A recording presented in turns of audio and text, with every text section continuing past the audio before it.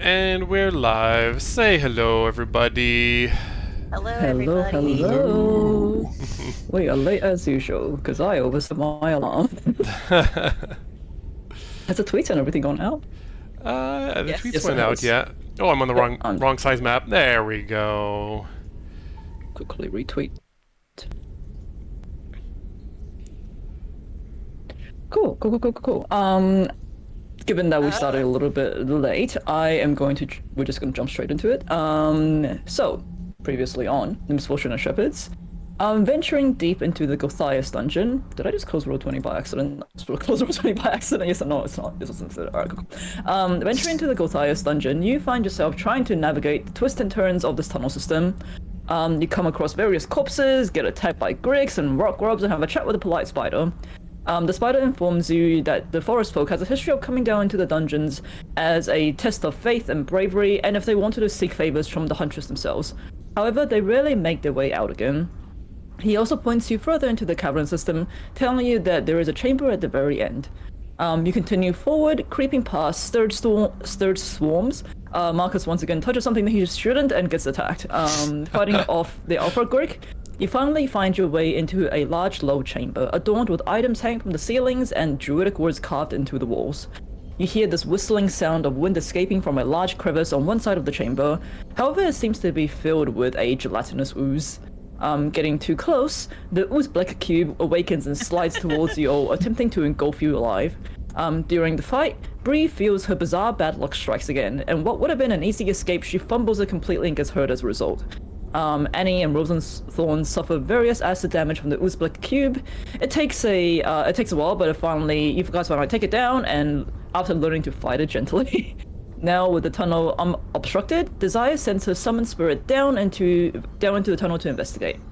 And upon return, the spirit tells you that there is a steep drop at the very end.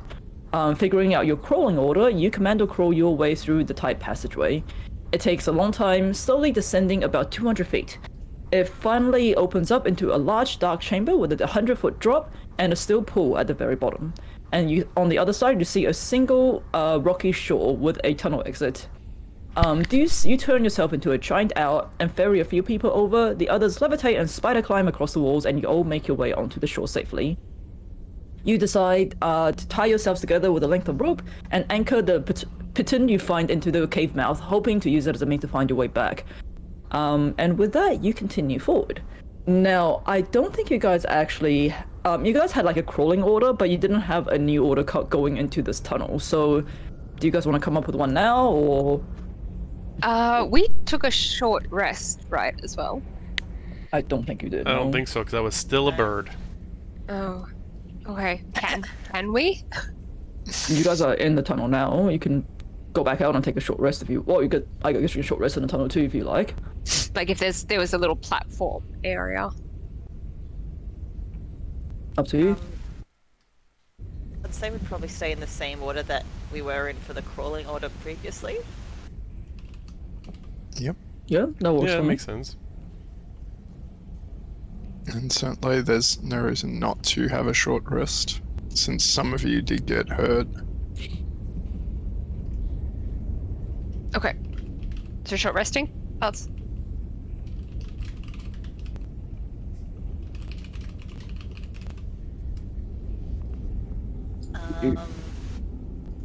All French to me.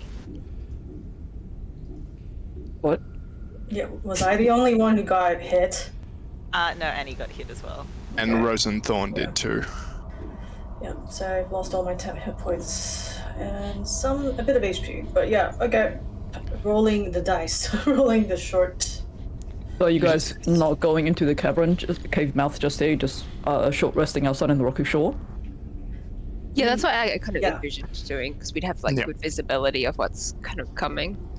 As Yep. the hour goes on, you just see Juice just kind of shakes all the feathers off as he turns back into his normal form and the spell expires. That's fluffy.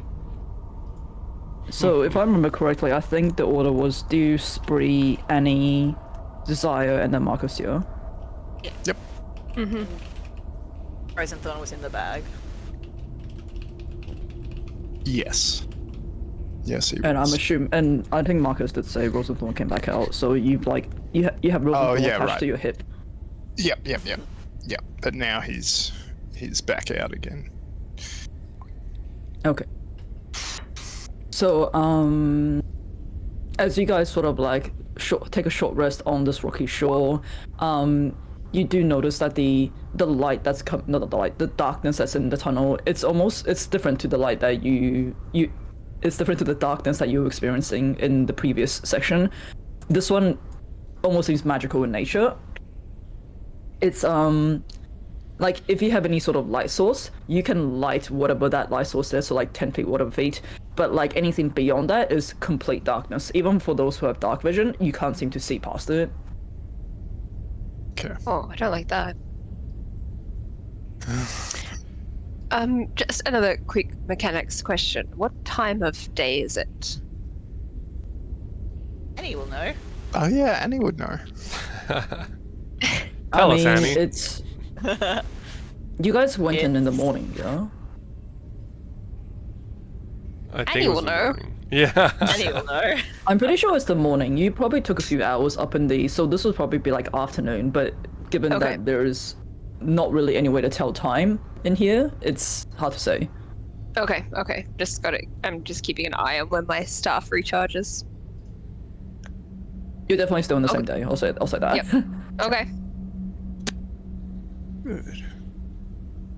Okay. Anything else you guys want to do for your short rest?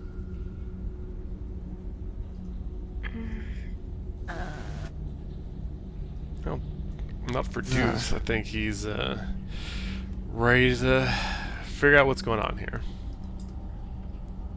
What do you mean from Annie's Song of Rest? You get extra healing. Yeah, bards on a short rest give the rest of the party and themselves an extra 1d6. So Annie rolls the d6. Yeah, give me. Yeah, 3 Annie would seconds. roll it in this case.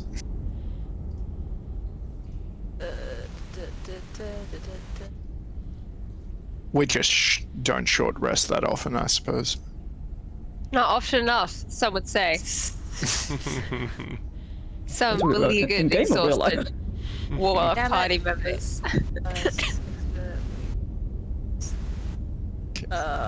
So still only 1d6. Hey, Nice. 4, that's pretty good. Nice. Would that possibly go into our temp if it goes over our? No, it does not. God frickin' damn it. Okay.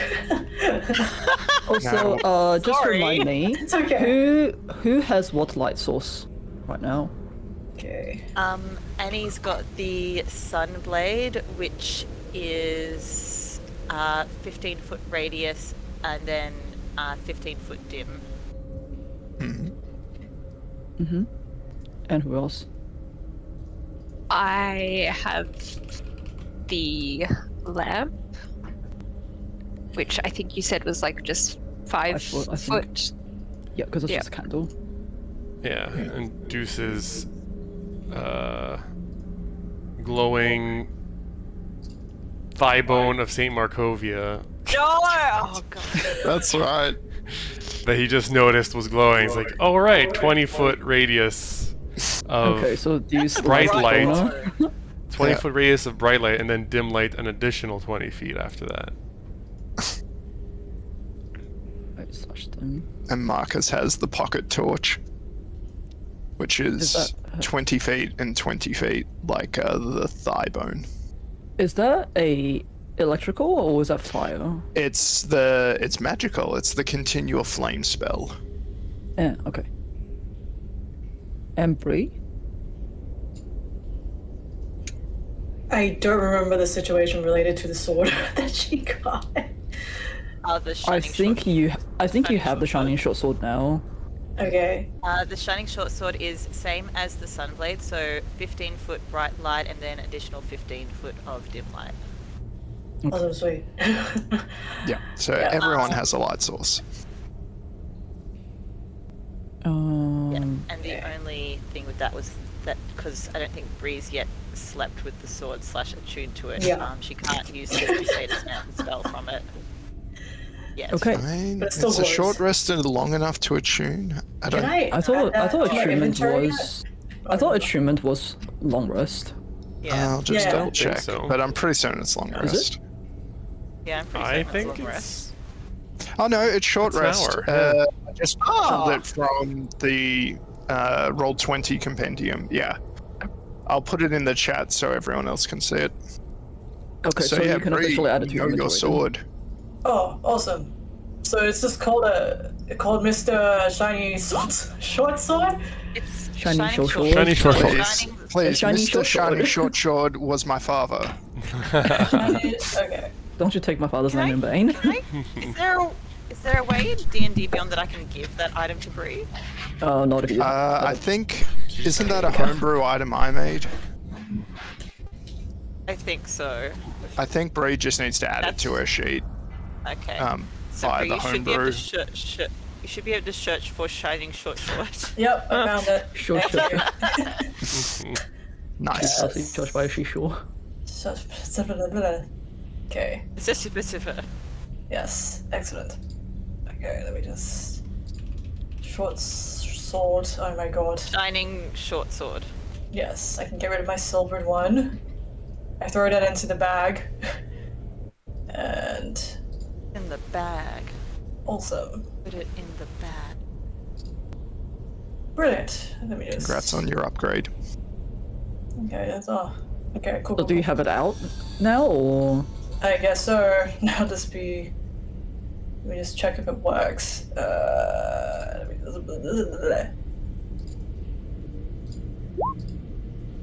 me... She hits a rock. She hits a rock. Yes! Nice 12. Shining short sword. Okay. Okay, cool. So, we all have a Very light nice. source. And Is we're there anything else you going in- guys want to do? We're going Short- into the tunnel, kind of connected by the rope, yes? Secret Just to make sure we don't tunnel. lose each other in this magical darkness. So what?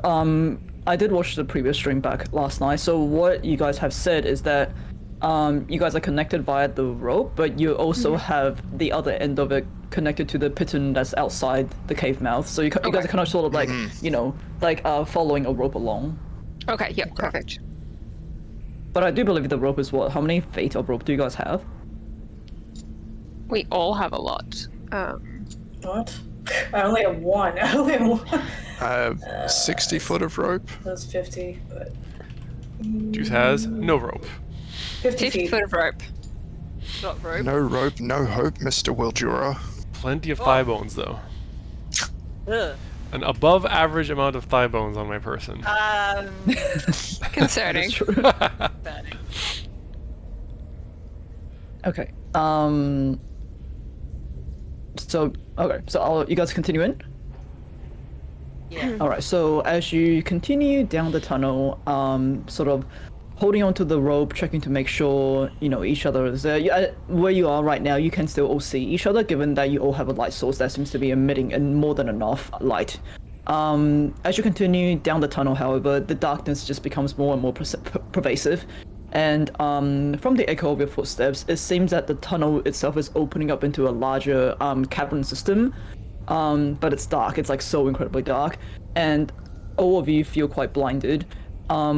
You figure that without a light source, you probably can't see more than like 2 feet in front of you.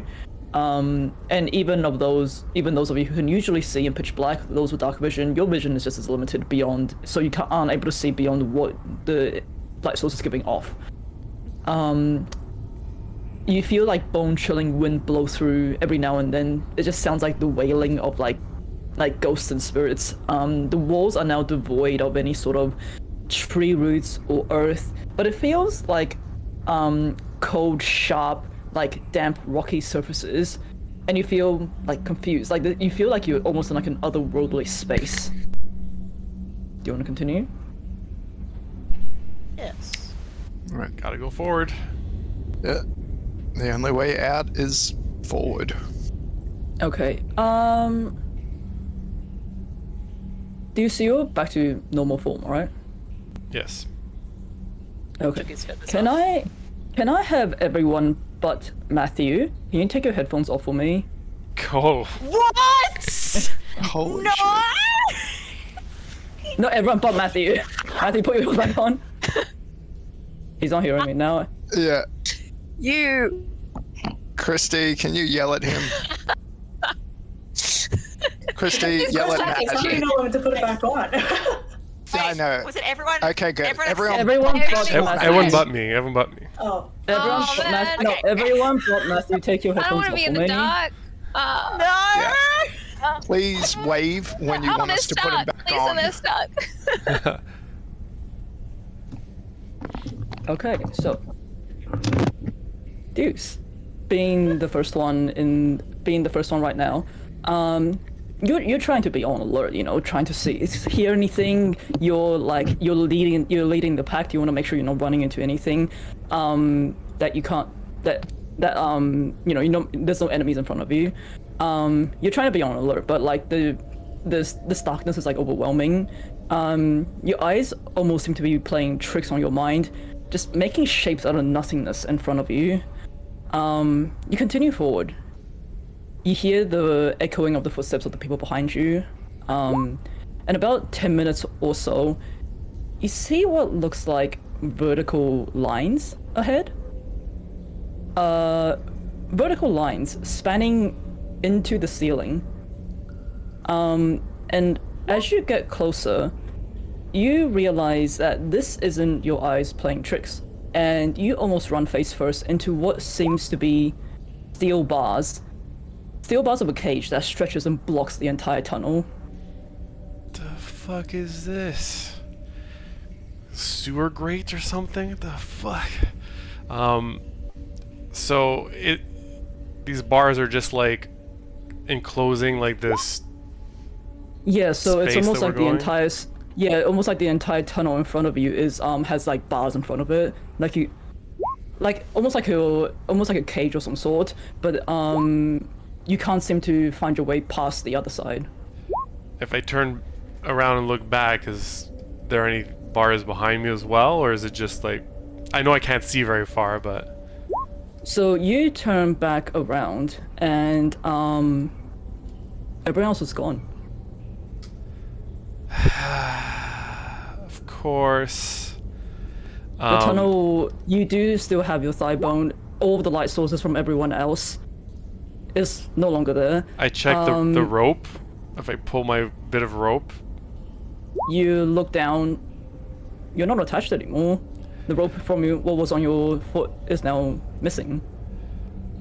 God damn it! Someone doesn't know how to. Needs to take their scout lessons again. Tie this better.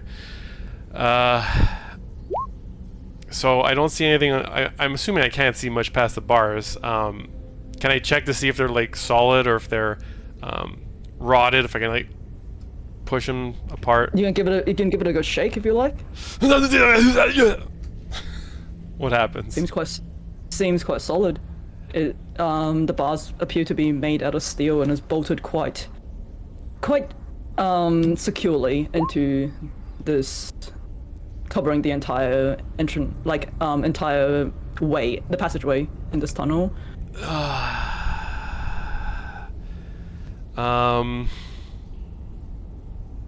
I'll try and make my way like along and see like how far these bars go, because I'm assuming I can only go a couple feet at a time checking.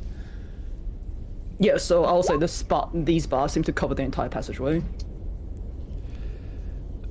Well, can't really make it through these.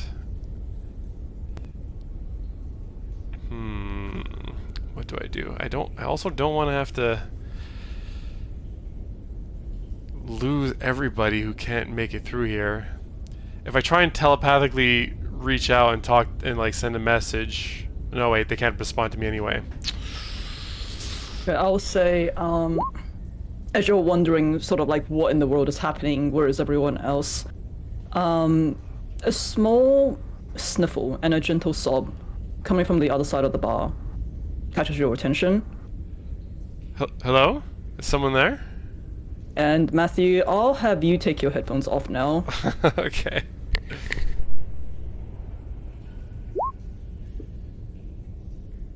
Everyone else put them back on. What did we miss? Okay, so, as you guys continue forward, Bree, You almost trip on a length of rope that is now coiled around your feet. Stop. Deuce? And Deuce? he doesn't answer you. Oh, shit. Bree, so she sees nothing in front of her? Like, or around? What does the end of the rope look like? Guys, don't move. Deuce is missing. Okay. Annie's behind Brienne. She's going to, like, our light sources. We can still see like the 15 foot and that, right? You can still see the 15 foot, yeah. Yeah, Bree's inspecting the end of the rope. Like, does it The look like end- it's been... What? It just seems like it's been untied. No rips or tears that you would have expected. No burns, nothing, or a piece missing? Like, floating Not middle that of you the can air. Where... I look down. Where did his footprints lead to? It just seems that you see his footprints a few feet ahead, and it just seems to vanish completely. Everyone apart from Bree, can you take your headphones off now? No. Have fun. Okay, so Bree, as you are looking for Deuce's footprints ahead, even with like the light emitting from your sword, your eyes are like dancing. You're trying to adjust in this darkness to find any shapes to make sense within this darkness. You see in the distance up ahead a small bright flickering. It's almost like a pinpoint. It looks like the dancing flames of a single candle. Up ahead. Up ahead, yes. Up ahead. Like, how far away? About 25 feet or so. Is the rest of my party still behind me? You look around and you find yourself alone. God.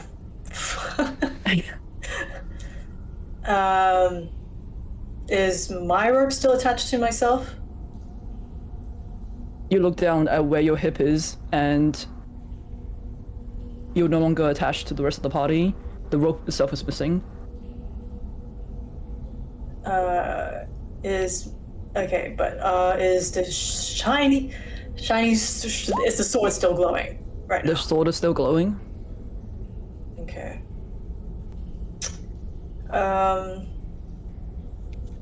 Okay. I stay a moment. Is the candle moving or is it just in one place? Like, You focus on it. It doesn't seem to be like moving. The flame, however, is dancing. oh god, that's Sierra's headphones, eh? The echoes of so- Annie. Yeah. Okay, so it's kind of just like, just doing that in the Just distance. doing what candles do. Freaking hell. Okay, she will tread very slowly and carefully with her weapon drawn towards it. Okay. You move towards this candle, and for a moment it almost seems like your surroundings don't change. Until suddenly you find yourself at the edge of this large and still pond. And in front of you, standing in the middle of the pond, is a tall, slender figure. It's unmoving. Its back is towards you.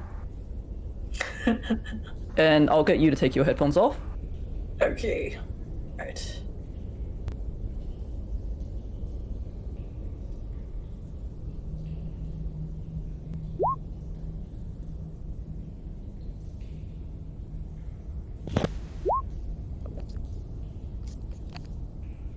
Yes.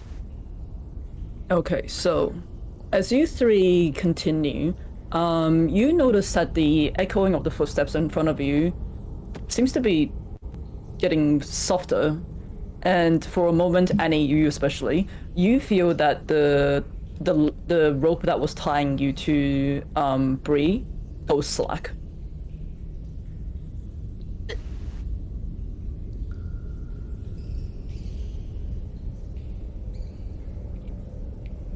See?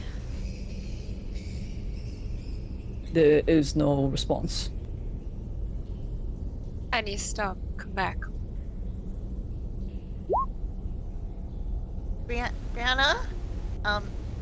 Annie's going to try and follow the rope. Okay, so you pull the rope towards you. The entire line in front of you has gone slack. You just pull the remaining length of the rope that was attached to the halflings, and it's empty.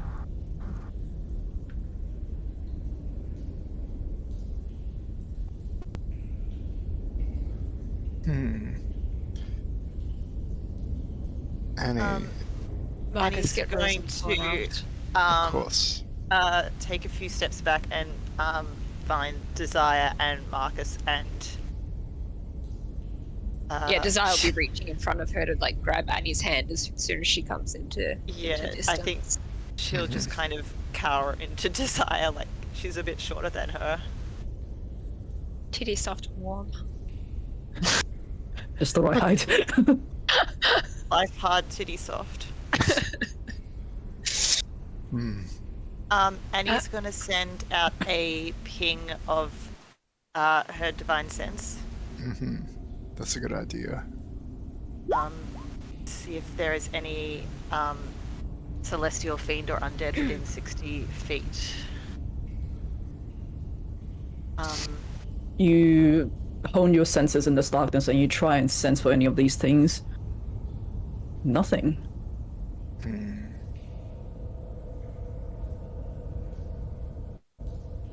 So, seems like our friends, something has happened to spirit them away from us. Perhaps if we use the spirit box, we might be able to attune and find out what's happening to them. Oh, that's a very good idea, Marcus. Let's get it out. All right, everyone gather around and stay close. We don't know if and when one of us might get spirited away. And so... Are you getting out Rosenthorn to be... Yes, Rosenthorn has been gotten out.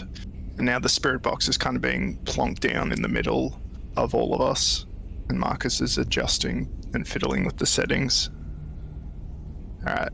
Lisa, Roll you ready? Yep. God damn it. Cursed contraption. It's almost as if, like, I don't want to say this directly, but it's almost as if the people that have gone missing is, like, no longer in the same realm as you. It's like, it's however you're trying to communicate with them, even Annie with your divine sense, you almost feel like this area doesn't seem like it seems otherworldly. There's like a weird sort of emptiness to it that you can't sort of seem. It's not just you couldn't sense these. It's almost as if you couldn't sense anything around you.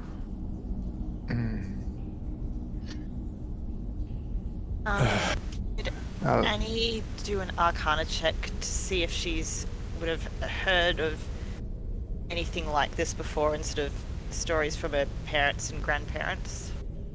And Sure. Roll your Arcana check. Marcus will assist you in just pouring through his knowledge of this kind of dimensional shenanigans.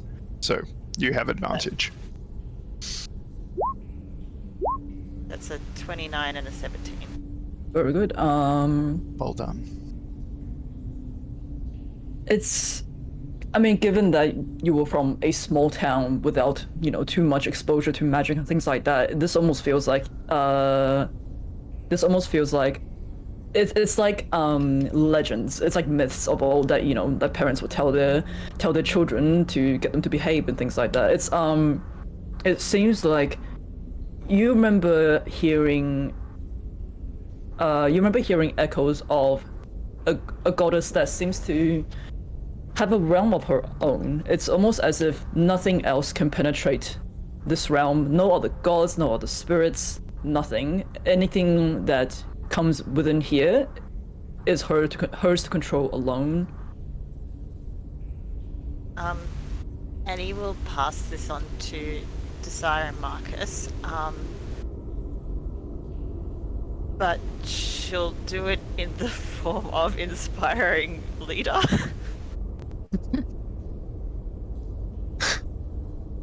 I mean, I still have the we 10 had hit that. points. I'm still not opposed to an I additional. mean, certainly I want to hear your inspiring words. Okay, well, temp hit points don't stack, but Annie would like the extra 13 temp hit points for herself, if nothing else. Fair enough. So yeah, she'll tell them about this goddess and this realm, and sort of convey that they are, my understanding of it, more or less at the whims of the goddess. Well, How she's interpreting it. I, for one, would rather be at the whims of some fickle death goddess than Strahd von Zarovich. He's just a terrible host. Well, I don't think we've exactly had a hearty welcome, so... I'm surrounded by relentless optimists. I'm sorry, my dear. Realistically, we don't know what we're dealing with. Our friends are being vanished away. We could vanish any time. And was there any sign of a struggle where Bree went missing? Any of her weapons? Any? We heard and saw nothing, but was she taken, or was it something else? Perhaps if we can find the spot. It was just like the line just... I don't know, I was trying so hard to see, I didn't realize that like the line in front, it just kind of gradually just went slack. I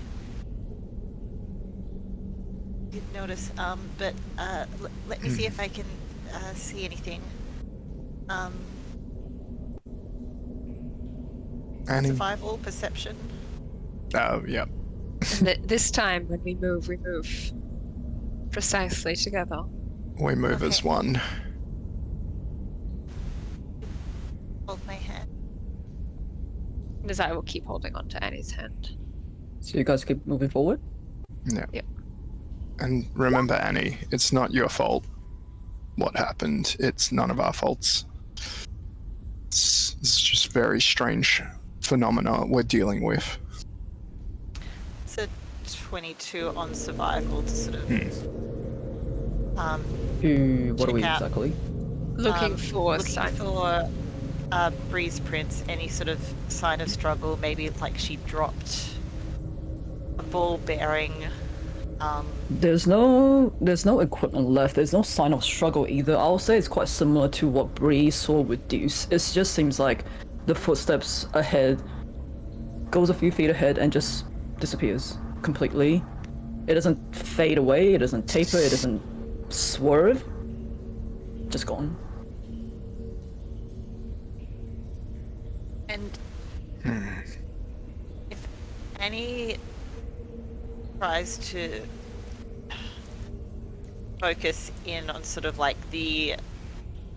I don't really think there's like a spell or a role for this, but like if Annie tries to focus in on sort of like the essence of Bree's spirit, of sort of like the time that they've spent together, especially sort of being temporarily cursed as werewolves together, does she get sort of any remnants of her sort of spirit or... I would say there's no rule in particular. There's no can I feel Bree's vibe right now? Yeah, If that's can what I you're trying vibe to- check? Yeah. There's no vibe check. Okay. Any But I will say it almost feels like she is gone from this plane, for lack of a better word. Yeah. Any, locate animals or plants, yes? I didn't prepare it for today. Ah. I was, going to, give you each a cutting of the sesame flower that we carried, that you could at least find your way back to us if something happened. No matter. We'll simply have to stick close together. Indeed. The Sazanine. I prepared blight. Does the Sazanine count as a magical plant? I don't believe so, no. It's can get turned into a magical thing, but it itself is not magical. I can, I'm sorry. It's okay, Annie. We weren't to know. No. I don't think any of us could predicted this. For now, let's just stay in close formation. Don't let go of each other. And let's just get through whatever this is. This doesn't sound like the huntress. This goddess of death. Oh, I mean, by their very nature, a hunter or huntress would be delivering death, but also granting life through that death, the sustenance and what have you. I wouldn't be surprised given the other ladies are fate and prophecy and the weaver. Yeah, the seeker. But we've the met Weaver, and the huntress by this stage.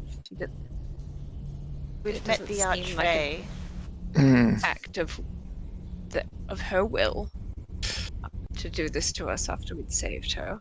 Perhaps it is more like a trap that someone has set and forgotten about. Yeah, maybe like when she was like in her full power, this was sort of the challenge that she set for those that sought her power. But like we know this has all been sort of nearly forgotten for quite some time now. A trial for those seeking the power of the huntress, similar to what we dealt with. Annie, I remember you zipping about doing the Weaver's trial. Yeah. That was... I don't think she expected someone to do it quite like that, which was excellent. And yeah, Marcus, as he's trying to keep spirits up, Desire, I assume you're holding his hand, or he's trying to hold your hand. I'm holding Annie's hand and I'm holding Ro. So, Okay. I mean, you're welcome to reach out a hand on my shoulder or something, but I Certainly. So you feel Marcus's hand on your shoulder is trembling a little bit because he can't explain what is going on with any degree of confidence. Are you guys continuing forward, or...? Yeah. Yeah. Yeah. Okay. Can I get the Ravenswoods to take off your headphones, please? Sorry, Annie, we'll try it. So, as you move forward with the rest of the party, being extra careful, making sure Desire and Marcus is behind you, you hear a faint whisper calling your name. And you feel this really sharp tap on your left shoulder as if someone is just trying to get your attention. And as you turn to look, you suddenly hear as a gust of wind blows the sun sword out of your hands and you almost have trouble standing. You almost have trouble like standing in place. Actually, I'll get you to roll a dex save for me.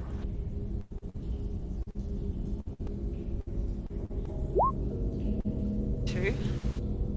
Okay, so you do manage to not fall prone. However, the sun sword goes out of hands. You hear a clink, clink, clink, clink. There's darkness that just envelopes around you. You can see the dimness of the sun sword in front of you in this distance.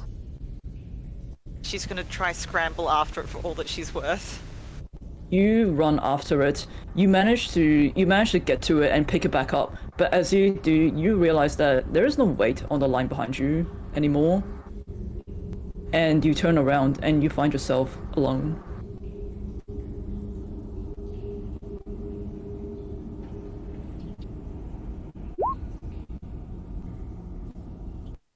Aya? Marcus? Your voice just seems to echo in this chamber. She's gonna try and hold the sun sword up and see if she can find any walls, markings, anything. Okay, so you're alone in the tunnel right now. You hold the sun sword up to try and light each side. You can only see that there seems to be like stretching into each side of the tunnels just seems to stretch into darkness with no end in sight. You listen intensely, but aside from the dripping water from the cave roofs, you don't seem to hear your friends, and you find yourself alone again.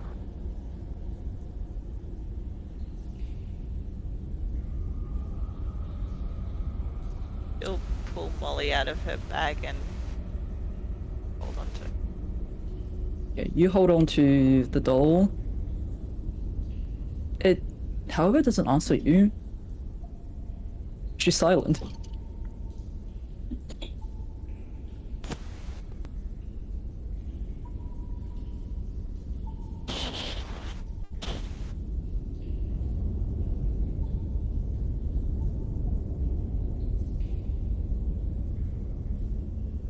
Molly? The doll doesn't move. It just seems like a stuffed toy.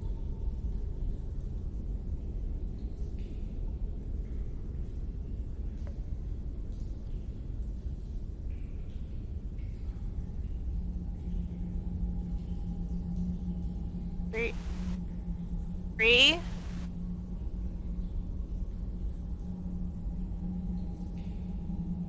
Did you want to pick a direction and keep walking, or you want to stay put?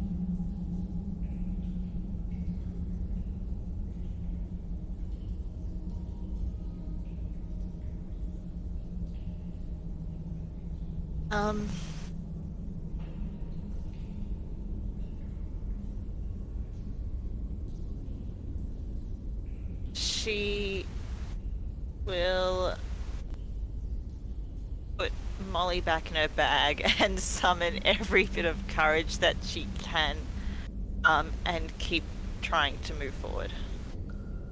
Okay, so you put Molly back in your bag, you pick a direction, and you just continue walking. The echo of your footsteps, is amplified in the silence. You squint your eyes, and the sun sword's light, in the distance, reveals what looks to be two branching paths, like a V shape, in front of you, one left and one right.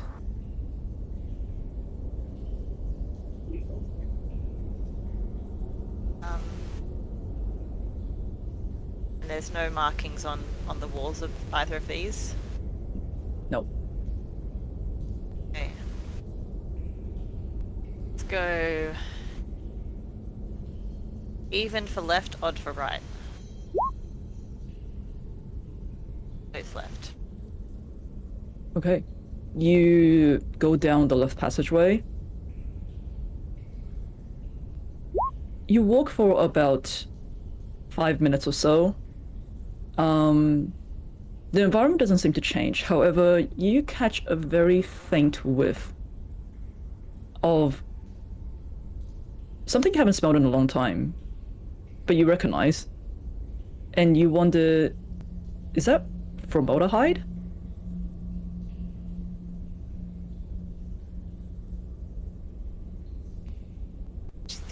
just be imagining it, surely.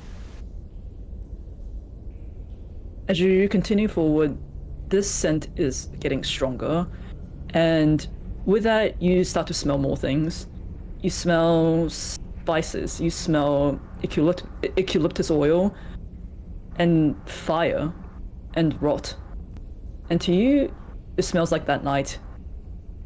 As smoke then begin to fill the tunnel in front of you, stinging your eyes and making you cough. Do you want to continue? Yeah, she'll break into a run. Okay, so you dash forward, you run into the smoke. The heat is getting intense. You don't see it, but you almost feel that there's like cinders dancing in the air that's burning your skin. The smoke is so thick now that you can't see where you're going, but you keep running. And I'll get you to mute your mic, and I'll get the Ravenswolves back.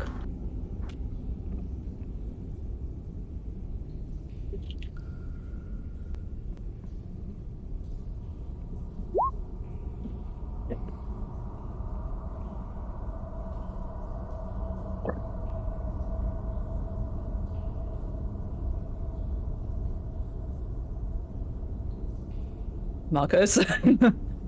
Marcus, we need you back. He's gone already. He's sorry.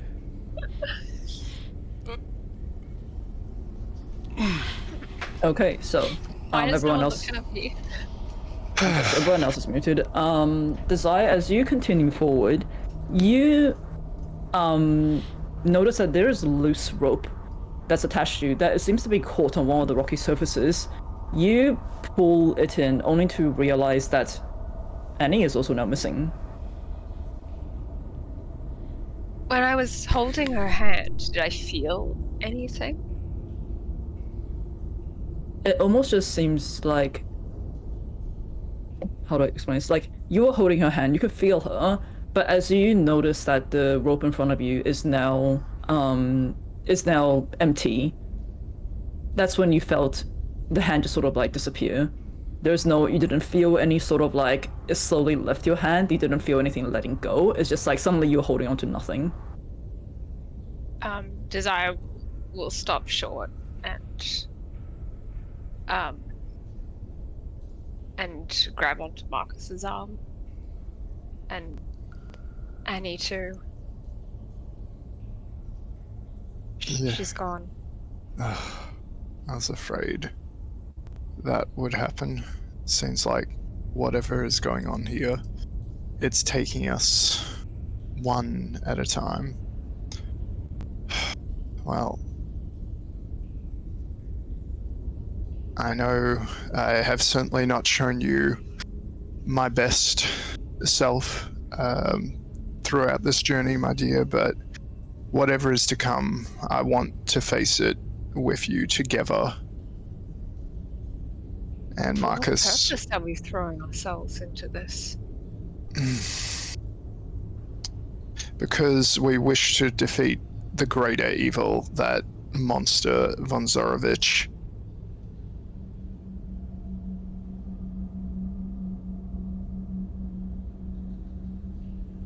And so we have to complete these... I'm not even sure what to call it, this naturalistic ritual. I don't even know exactly what this is, but clearly, whatever it is, it wants to take us. And I say, if it's going to come at us, it should come at us together, a unified front. You have a remarkably foolish talent for retaining your optimism in the face of things that are actively trying to kill you. Well, I am certainly smart in some ways and extremely dumb in the ways I am not smart. This is both a charm of mine and certainly a weakness, but I didn't say it was a charm. Well, I feel that you make up for what I lack, at least. And I hope that in some ways I can make up for the ways in I which... just felt a horrible chill.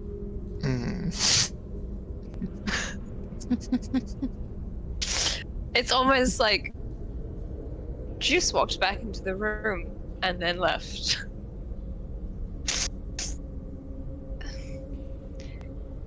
I'm sorry. Yes, I feel... I know the spirit box didn't work, but I feel his spirit move within me. Perhaps it's the power of his god trying to intervene. Are you certain this is something that you want to try? I feel it's going to come for us one way or another. If you are right, it's some kind of test. As the spider told Annie. I suppose it would be worse for us to turn tail and run now. No, and besides, I've known you for many years. Some time. Yes, some indeterminate amount of time. And I've never known you to be one to tuck tail and run when a challenge is put in front of you. You take that challenge by the horn, you straddle it and just handle it. You deal with it. That is Desire Ravenswood. Or that is just Desire. I feel like your mind is elsewhere, Marcus. Oh. With all this talk of straddling. I am sorry, my dear. I'm trying to find a way to make light, but Indeed. And you know when I get flustered, my bluster becomes even worse. But yes. Where's Rosenthorn? Oh, he's right here. And you hear like a little... Or is he? How dare you? Rosenthorn trauma. Rosenthorn, come in here. Okay, as you put your hand out to Rosenthorn and he toddles in front of you, suddenly this violent gust of wind fills the tunnel and blows out Desire's lantern and your torchlight as well. And I'll get both of you to roll a dex save for me. Yeah, Marcus will reach out for Desire as he probably falls on his ass. Oh, that's bad. Yep, That's told worse. you I'd fall on my ass. Okay, and both of you, you just feel like, the lantern that you're holding, the torchlight you're holding, it flies out of your hand, and both of you fall prone as this gust of wind just pushes both of you over. Desire, are you Call there? out to Marcus and see if I can reach out across the ground to him. You do call out to each other. You do hear each other. However, the sound seems to be, in this darkness, it seems to be much, much further away than you remember.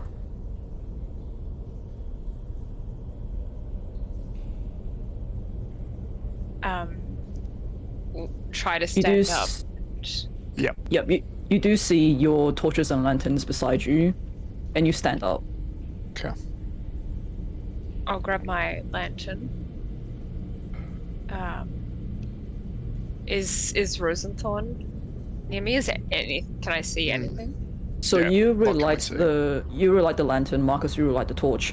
And as your eyes adjust to this dim light again, both of you find yourself standing at the edge of this wide chasm that definitely wasn't there before.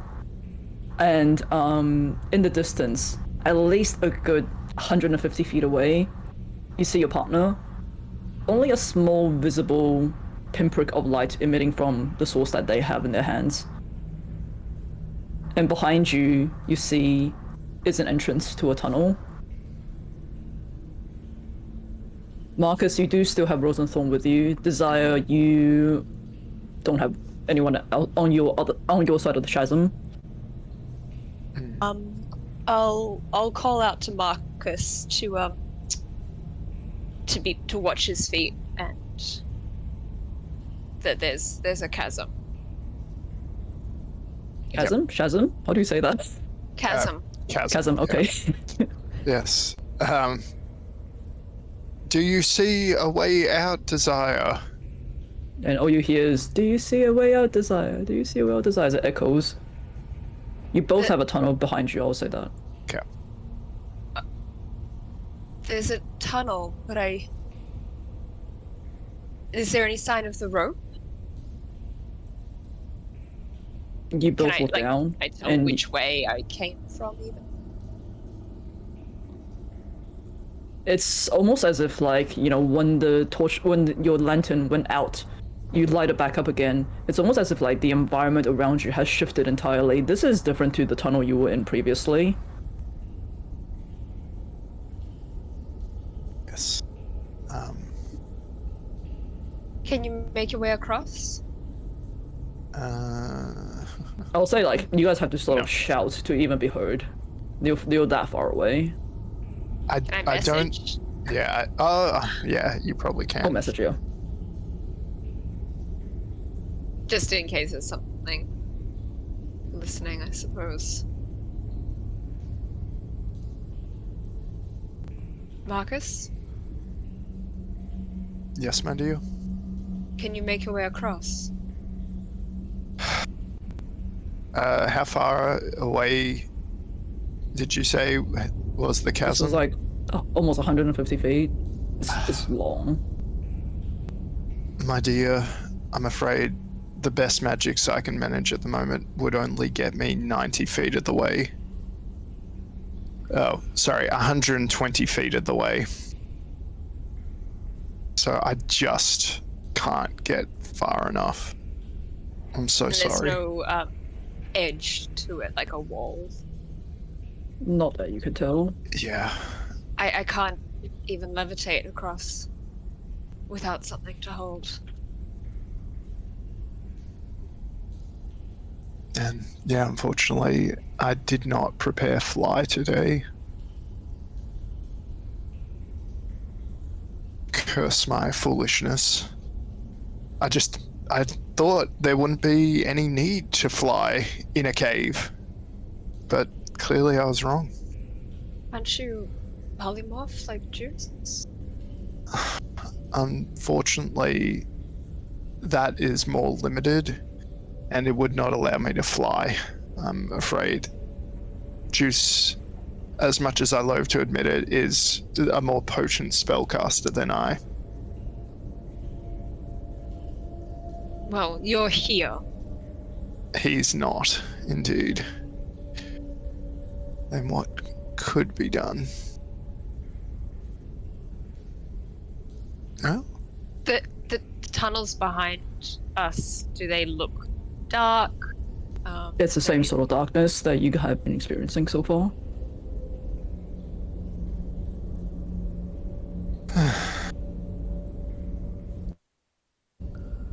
Well, certainly.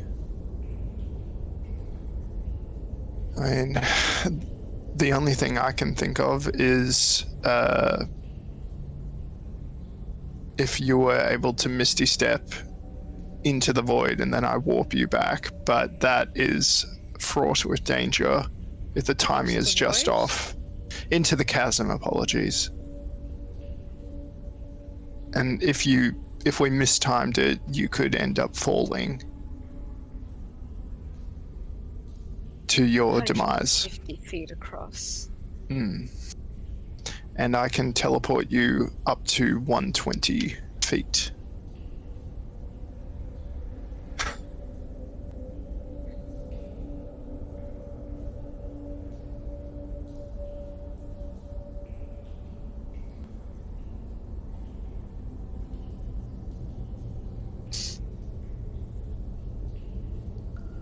Okay.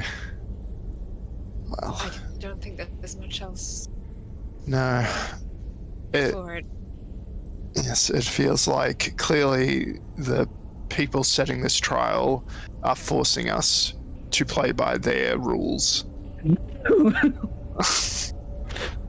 Desire, my dear, I know you will. Rule architect. I know you will overcome any challenge you face. I will see you on the other side.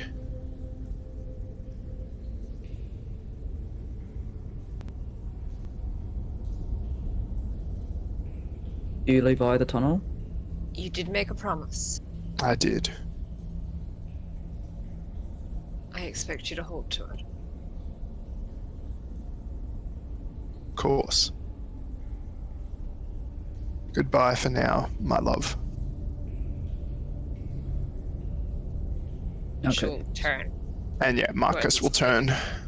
So you both exit via your respective tunnels behind you. It's okay. You guys, both of you can keep your headphones on. I'll say, Marcus, you continue down the tunnel.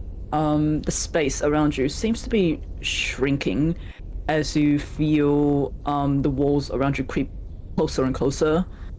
And suddenly up ahead, illuminated by your torchlight, is a wooden door with a heavy bolted lock.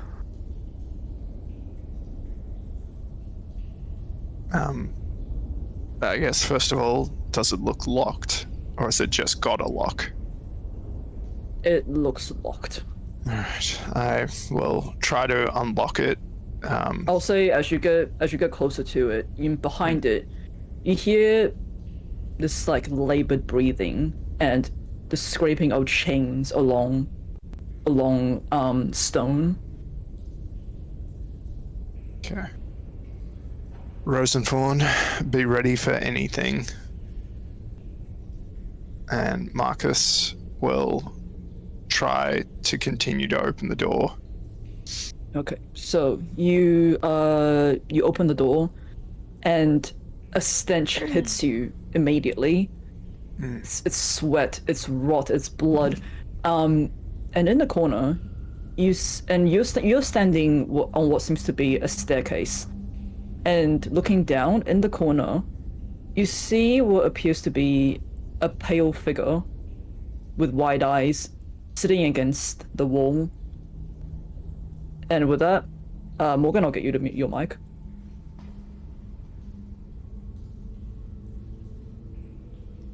Now, Desire.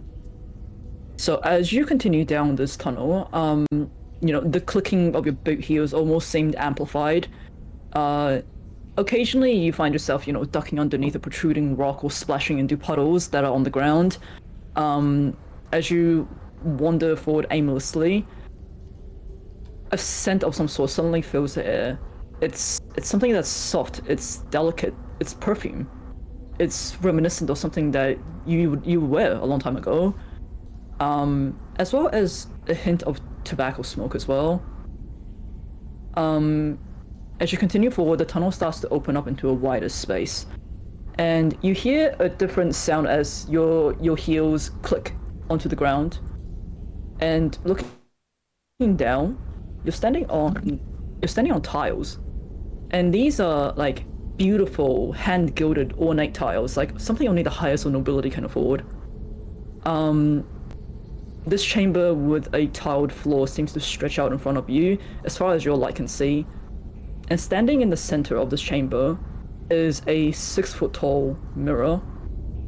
Its magnificent frame is decorated with these bronze filigree, vines, berries, and birds, and its surface is shattered and broken.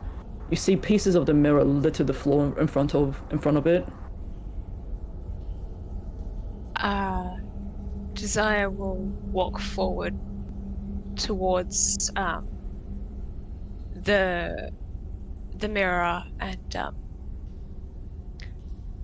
kind of reach out and caress its frame like she was touching the arm of a friend. As you reach out and caress the mirror, you look into the shattered mirror. The light of your lantern causes like shadows to dance in its reflection. You see yourself on the shattered surface, just multiplied and fragmented into each piece of the mirror. And as you look at yourself, despite your beautiful nature, your face is dirty, it's smudged, and you look exhausted.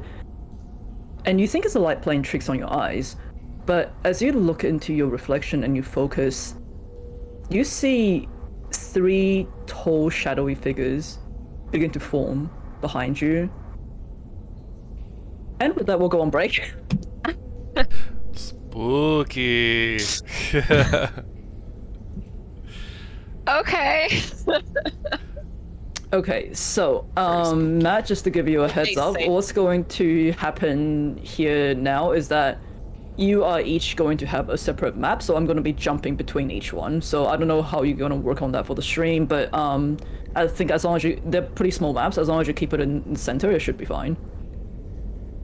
Sounds good. Okay. I mean, I'll be as long as I'll be able to see it, I can move around the map, and then just like if I have to not pay attention, that's fine. Yep, cool. It should be okay. If it, we'll just keep an eye on the stream to make sure we're on the right place. Okay. Sounds good. So we'll see everyone again in 30:35. Yep, we'll come back at 1:30, 1:05. Okay. Okay. Bye.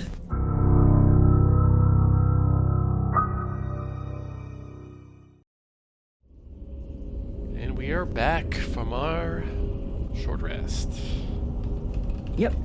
I will say for all the other players, because we are going to be jumping between different people's interactions, you are welcome to keep your headphones on and listen. Just don't, and you can talk if you want, but just don't interrupt too much between each one, okay? Alright, so, coming back to Deuce, as your eyes adjust to this darkness, you see the bars in front of you, so that's what that grey line down the middle is. You see what appears to be a small figure curled up against the cave wall. It's a child with damp black hair, tan skin. He's wearing tattered rags. He has his face buried in his knees and is quietly sobbing. And the figure is familiar. Small child. Hello. How did you get here? What? And This isn't a place for children. He looks up. It's been at least 2 decades, almost 3, since you saw those eyes, but it's unmistakably him. The familiar smattering of freckles that you remember whilst you were on the other side of the cage is unmistakable. And as your eyes meet Trey's, you hear, Deuce? Did you come back for me? Trey, how are you here? Wait. You can't be here. What do you mean? Last I saw you, there was all that fire and I saw you running away. Juice is just looking around.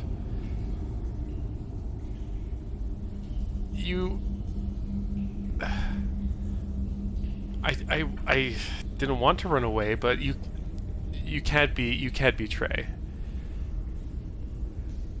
It's not And possible. also- How did you get here? He moves towards the bars and reaches out towards you. Does he? I'll reach out to try and touch him. Does he feel real? Your hands grasp each other's. Feel solid.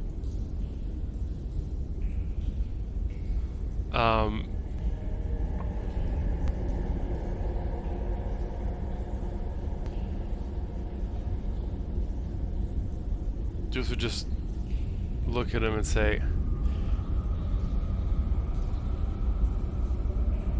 I don't know what's going on here, but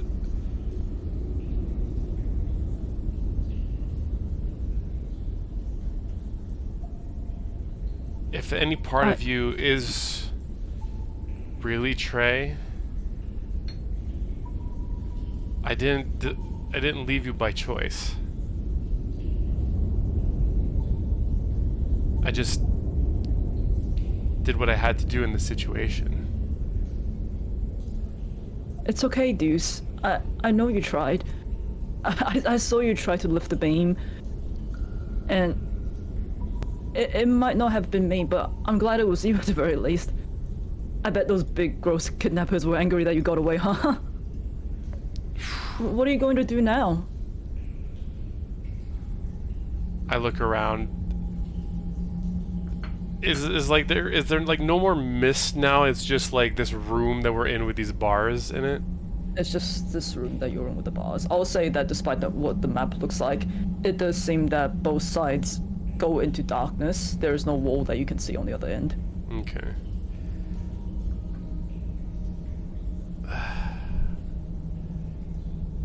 You know, I tried to find your family after to tell them what happened, but no one believed me. Well, I'm not surprised.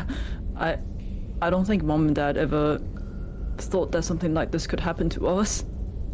What with all the security and everything, we're probably, probably not the best to have snuck out at night, huh? No, traipsing through the woods on your own, unless you're used to it, is probably something no one should really try, young or not. I still don't understand why I'm seeing you here. And I think... Yeah, go ahead. No, sorry, you go.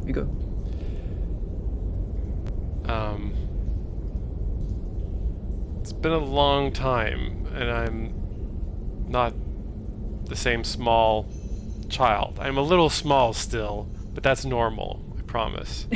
Well, you're a bit bigger than what we remember. You were shorter than me when we last saw each other.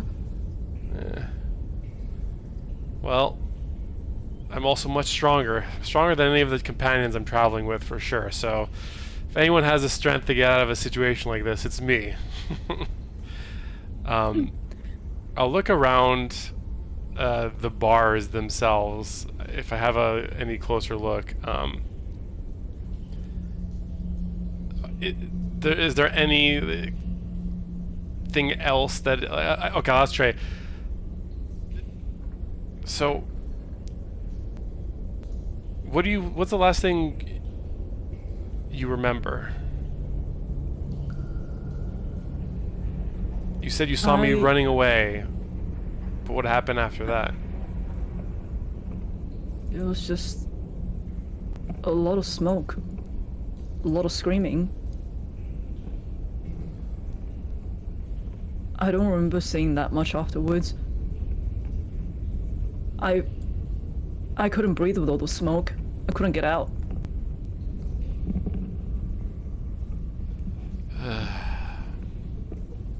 I know you tried to help. I'm not angry at you or anything. I just wish we could have both left together. So do I, Trey. I've tried to figure out why I had all the luck that day, and what I'd give to have been able to at least share it or give it to you instead.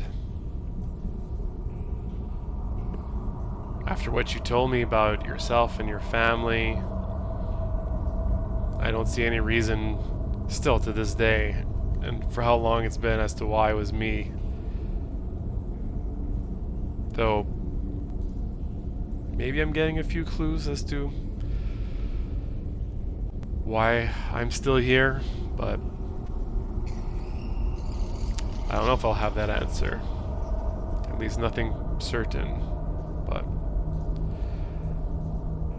Well, let's see what we can do to maybe get out of this situation. you always said you felt very lucky. Perhaps something was looking down on you that day. As you feel like he squeezed your hand a little bit tighter, and with that, we're going to move to Bree.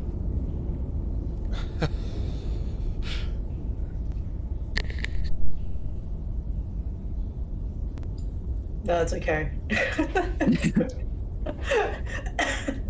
Okay, so you might want to zoom out a little bit. This map is a little bit bigger. So, Bree, where am I? Okay, so you see that the figure in front of you, it's breathing the figure that's standing in the middle of the pond is breathing slowly, shoulders just raising and lowering ever so slightly. It seems impossibly tall, and you feel like a child looking at it again. This fear washes over you. You know that this thing is dangerous.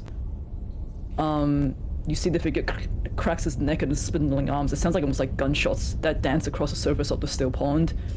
It turns towards you. You see pale gray skin that's almost death-like, dark sunken eyes, this pinprick of white for the pupils. Its long hair hanging over its head is stringy and wet. You see brown patches of wet blood is caked into its chin and onto the front of its clothing, and its sharp fingernails as well. The last time you saw him, his darkened insides were pulled around your legs, and you were spitting his blood out of your mouth as your sibling looked on in complete horror. But yet, here he stands, as an angry snarl exposes his razor-sharp teeth.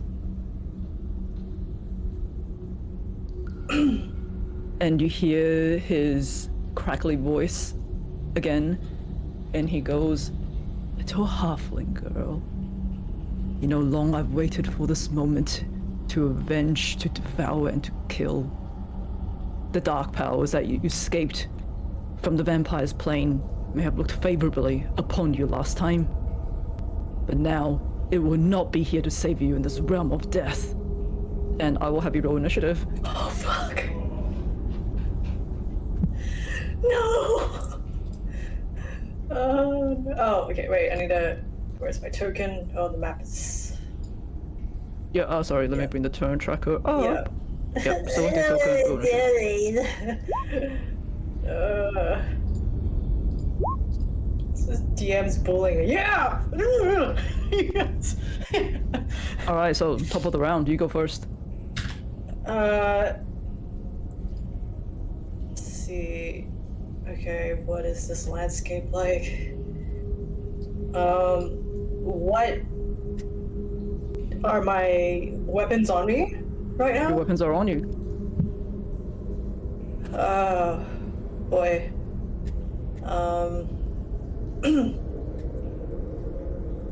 Okay, it's just us two? You look around, seems to be.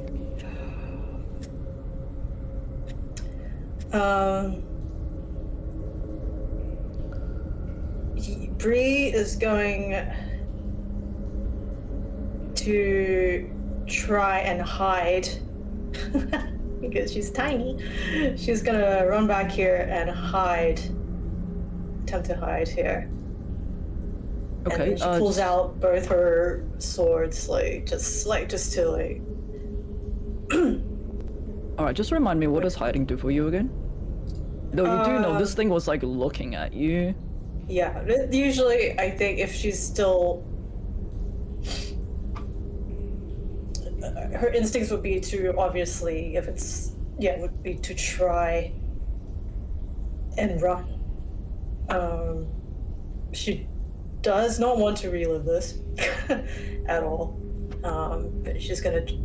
so hiding is an action. Let's see. Or sorry, it's a bonus action. Yeah. For me.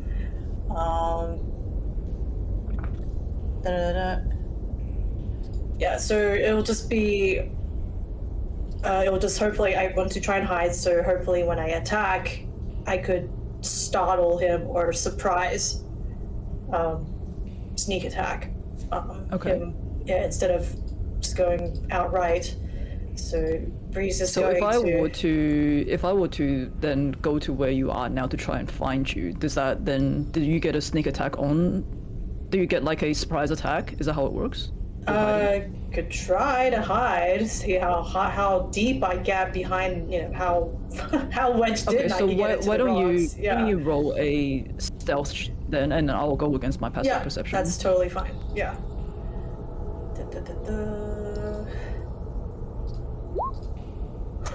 28. Okay, you did manage to successfully hide. Yeah. And as for her action, she is going to hold her action to hit if he attacks me. Okay, so as you duck behind the rock, you hear as like the figure seems to run through the water, and you're hiding behind these boulders, and you hear it go, "Where are you going? Come out wherever you are." As you hear like claws and nails scraping the rock above you as if something has climbed over you, and you look up and you see the figure. You see the figure towering over you as he has, on all fours basically, is looking down at you. And as he attempts to swipe at you with his claws, that should initiate your surprise attack, yeah? Yes. You're ready to action, so go for it. Okay. Let's see. 23. Yeah, that definitely to hits. So, 8 points of piercing, 13 points of sneak. So that's 21. And, guess that is it. Since, yeah, it's just a regular attack, not my bonus. Okay, you manage to wave the sword above you and like slice into his arm pretty solidly. However, as he snarls, you see his claws come in for a swipe attack. See, pressure doesn't hit. No, AC is 17. Okay, so as he misses his first attack, you see that he basically pounces on you and attempts to bite you, his mouth unhinging open like a snake. Ooh, and you manage to roll and dodge out of the way as he hits the ground right in front of you. Ugh. Okay. Alright, your turn.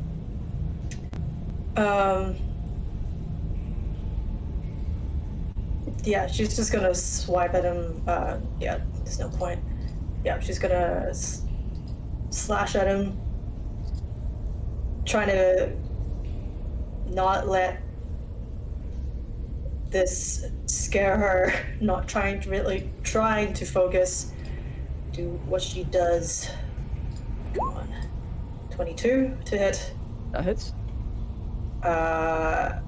So probably just 9 points. It would probably just be the 9 because Yeah. it's not engaged in anything else. Yep. Yep. And another attack. Or actually, let me think. Yeah, no, screw it. Another attack. Ooh. Okay. 22 initiative, 22 to hit, another 22. So six another piercing. 6. Yeah. Yep. And none of this is radiant damage, yeah? What is this shiny short sword? I think that's just regular damage. I'm pretty sure it's not radiant. I guess. It's just probably just magic. Okay, Yeah, just so regular- as you land 2 pretty decent blows onto this creature, you see that it laughs as some of the skin starts to knit back together. Oh no. And as it laughs, you hear what seems to be almost like a gagging noise coming from within it, as from its mouth, what appears to be a 15-foot cone of like acidic blood is sprayed in your face. Oh god. So can I get you to make a dex saving throw for me, please? Come on. 15? So you, unfortunately, do not get out of the way in time as this acidic bug hits you right in the face, and you take 25 points of damage as it starts to eat away at you. Oh, 25. Oh god. Okay. And you can't regain hit points for 1 minute. Okay. Okay. There's no honor. Oh shit. Alright, Yeah. top of the round, it's your turn. God fucking damn it. We'll go for another turn and then we'll move on to the next person. Yeah.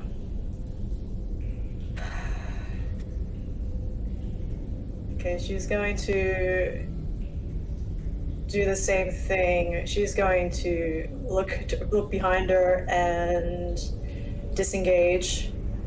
And as her action, try to hide. Again, sorry, how many squares can I move? Blah, blah, blah, blah, blah. It's been a while. You should be fine. That Five. doesn't seem that Yeah. far.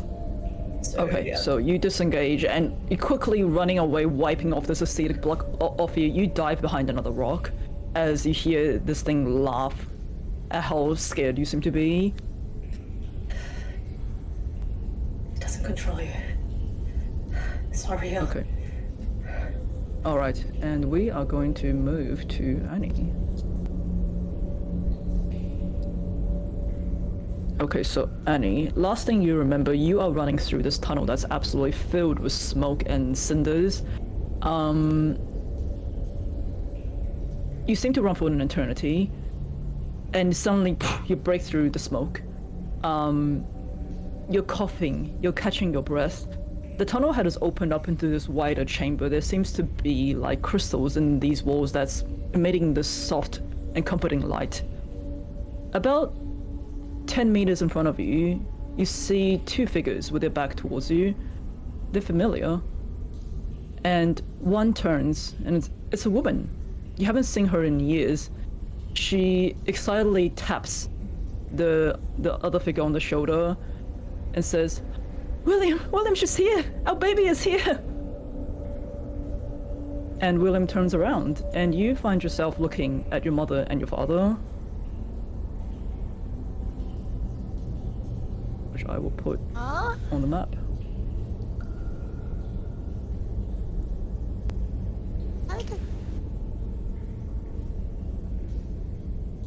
Oh, no. And you see both of them start running towards you with their arms out.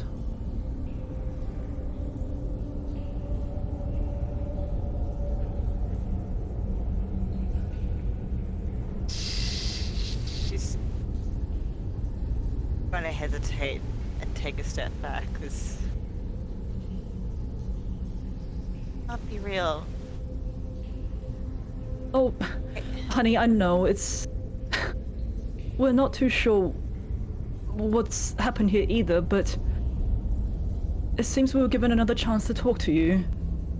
It seems that in this realm, we're able to break through.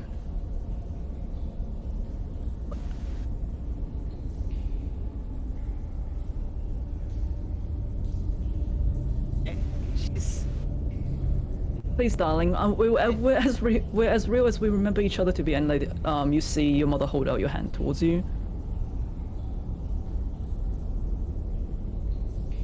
she's going to reach out and try to take her hand, kind of expecting not to feel anything, like she's had dreams about them before and everything's always just felt like a figment. So last time you remember seeing your parents, they were in their ghostly forms, and obviously you couldn't have any actual physical contact with them. However, this time your hand firmly goes into hers. She's as solid as you remember her to be.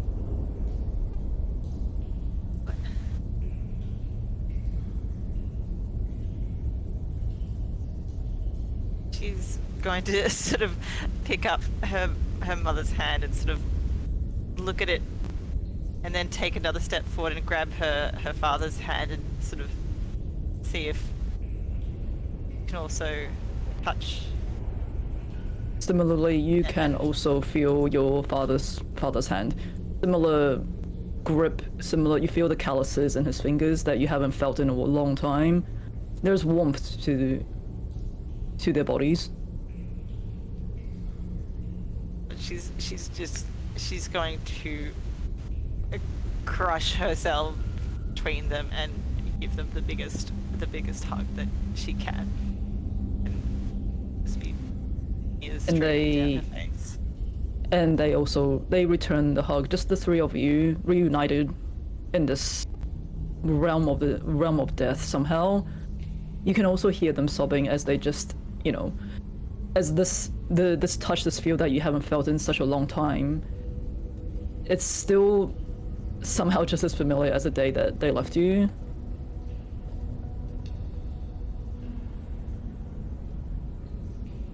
And are you once you guys take a step back and look at each other, your mother just kind of like, you know, both hands on your shoulder, looks over you, like tucks a straight hair behind your ears and go, "Well, our little Annie, look at her, Willem. She's a proper adventurer now." I didn't mean to be. I told you that, you know, helping out in the morgue will get her nice, big, and strong.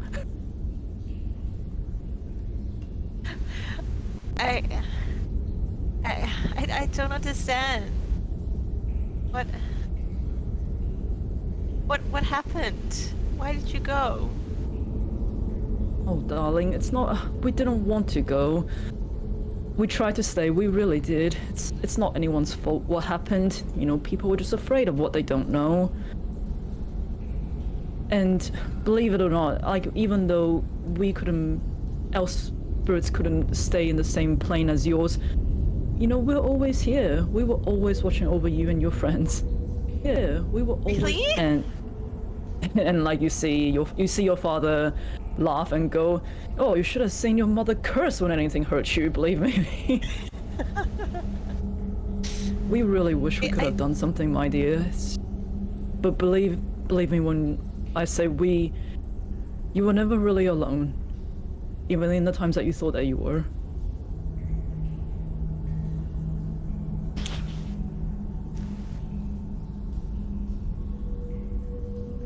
Can you come back with me?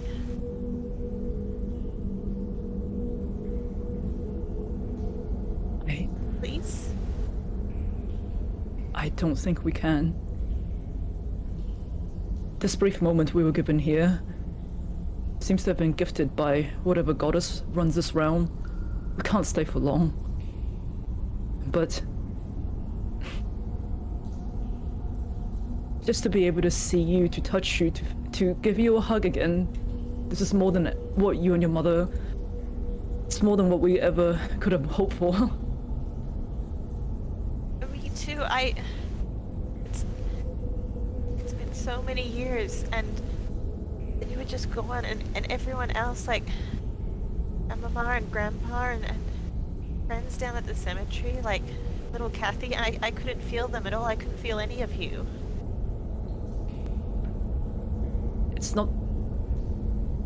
It's whatever the cleric that the town hired to, for lack of a better word, exorcise all of us.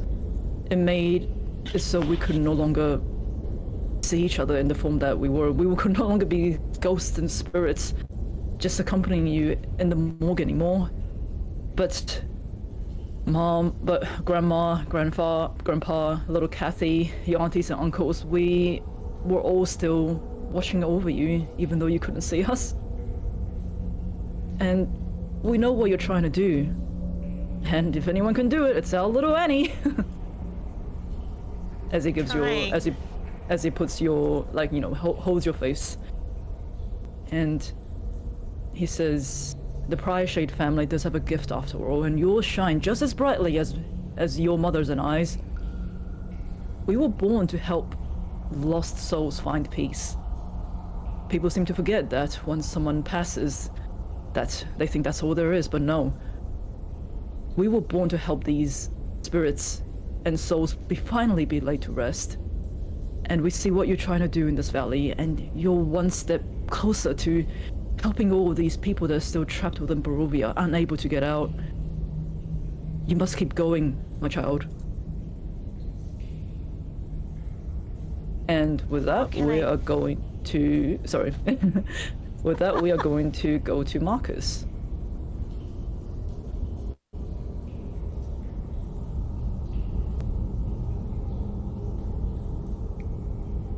Okay, so Marcus.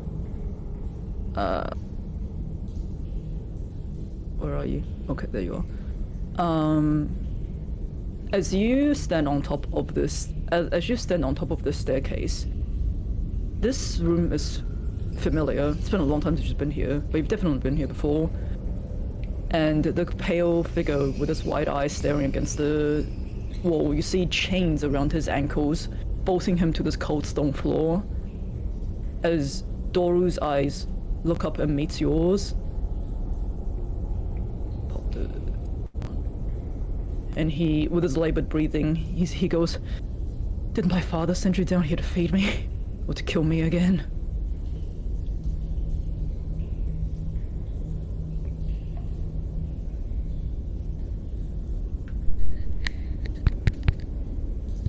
You're muted, if you're wondering.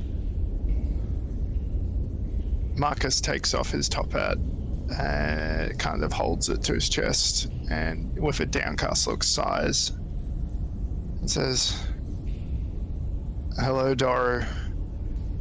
I am here to overcome the trial that has been set before me. Whether that means we must fight or talk, I know not. Perhaps you care to enlighten me?" I'm just as confused as you go down the stairs. You see Doru shrink further into the wall.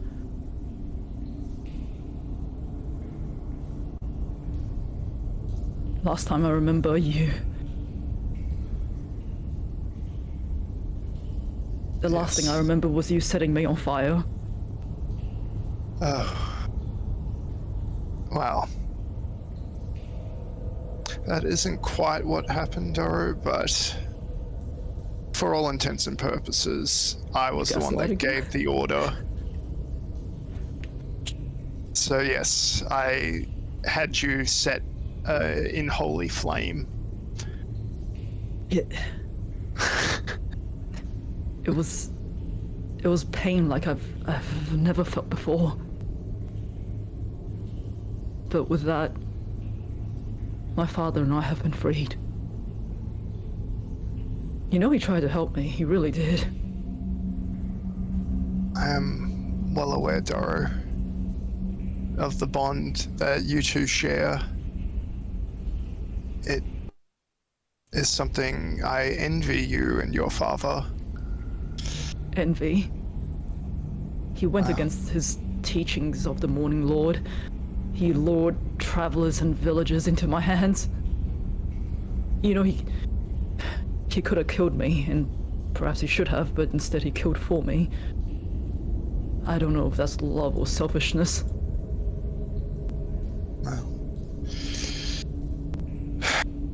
there are many kinds of love, Doru, and my understanding is the ones people are most passionate about tend to be the most selfish. But I can see your father clearly loved you, even to his own detriment. Perhaps I should have listened to him. Even if it was killing me inside, staying within the church's walls. You were young. And young men, young women, we all make mistakes, especially when going against our parents' teachings. I'm actually also jealous of you that you did make those youthful mistakes instead of deciding to be passive, to live under your family's yoke, to not be who you are. I'm sorry that this is the result. It shouldn't have been that way. You were dealt a poor hand. Well, I fell for the first person that showed me any love outside these church walls. Perhaps it was a way to get back at my father, and for his strict teachings. Yes. Yes, Well, but unfortunately you were too young. You couldn't tell the signs of an abuser, someone who was only the most selfish love of all. This kind of narcissistic abuser, all they love is themselves. And then they love dominating others, controlling others, causing pain. I was so so stupid. My attempts at being my own person just led to death and destruction for everyone I loved around me. I was a fool for thinking I was anything special. Doro, you are special. You're special to your father. And although the time we've had together is brief, I know that the memory of you, of what happened to you, and the bond between you and your father, it's something I shan't forget for all my days. I am just so sorry that you made a mistake. And if the world were fair, if the world were just, that mistake would not lead to these consequences, that you fell for love. However, I can at least say, that man, I'll make sure he doesn't hurt others like he has hurt you, like he has hurt your father.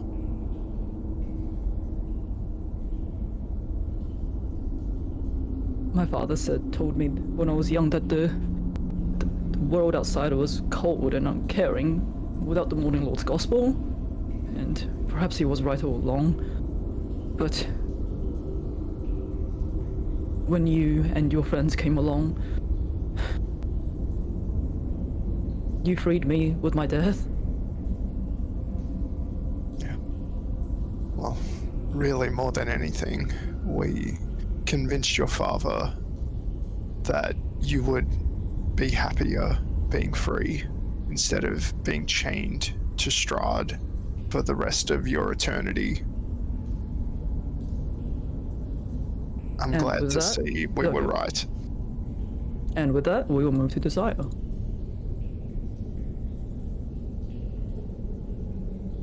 I didn't get a very good image of the mirror. It was the only one I could find on the free assets, so don't mind the weird person holding the mirror thingy. Okay.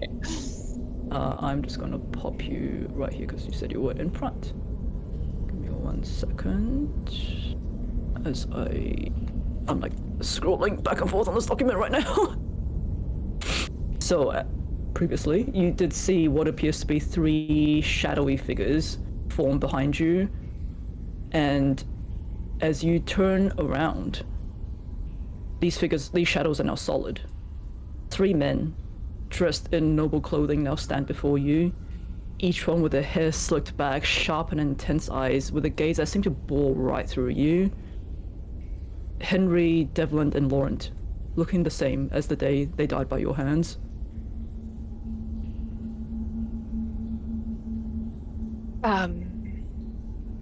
One hand kind of still holding onto the mirror as if to keep herself upright. Desire will say,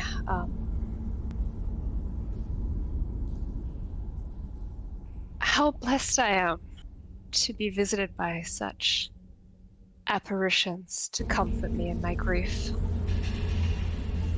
You see Henry's familiar sneer creep across his face, and he goes, "Comforted in your grief, eh? Gentlemen, if it isn't our beautiful wife. Arabella, I believe you have some explaining to do."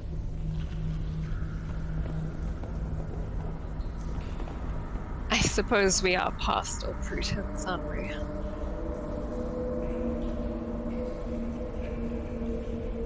Brothers, restrain her.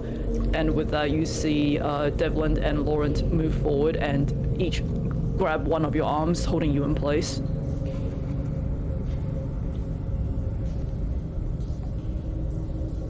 And are you fighting? Are you struggling? Are you...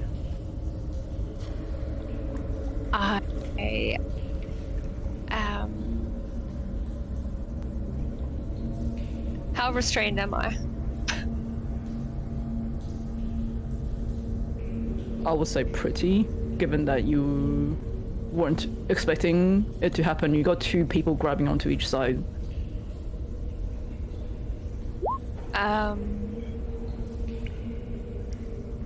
Sorry, just browsing. I will.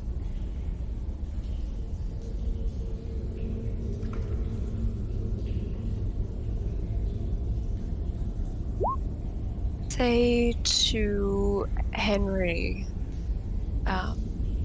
darling, I believe you're mistaken.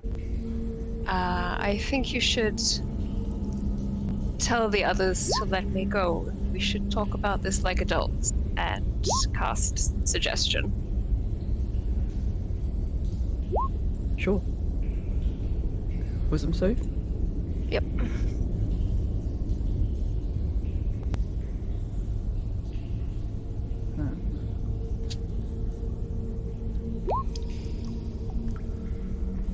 Oh, can you? Yeah, you should be able to. And as the suggestion takes hold, you see Henry's eyes seem to like glow for a little bit before it dims again. And he goes, very well, let her go. Now tell us, why do 3 men stand before you? 3 men that died by your hands. I was really hoping that you might tell me why you're here. A little bit closer. Seems that we were given another chance to... Seems that we were given another chance to converse in this realm.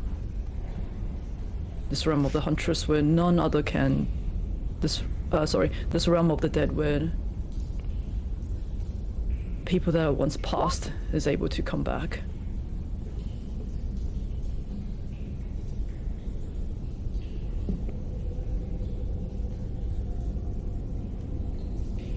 And you hear Laurent go, you can smell like you can smell the tobacco smoke and alcohol in his breath, and he goes,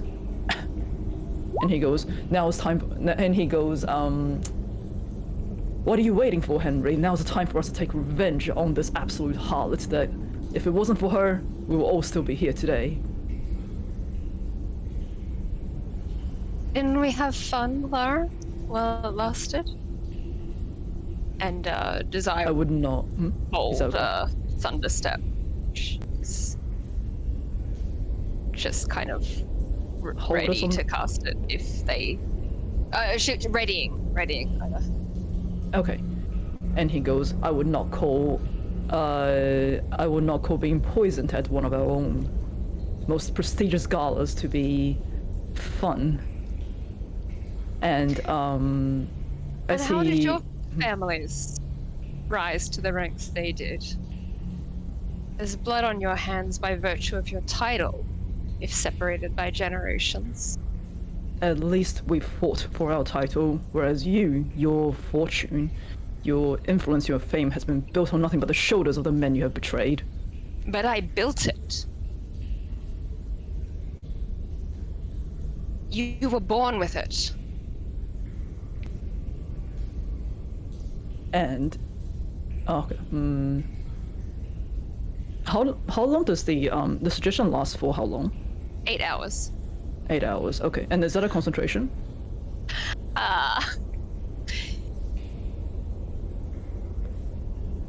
Yes.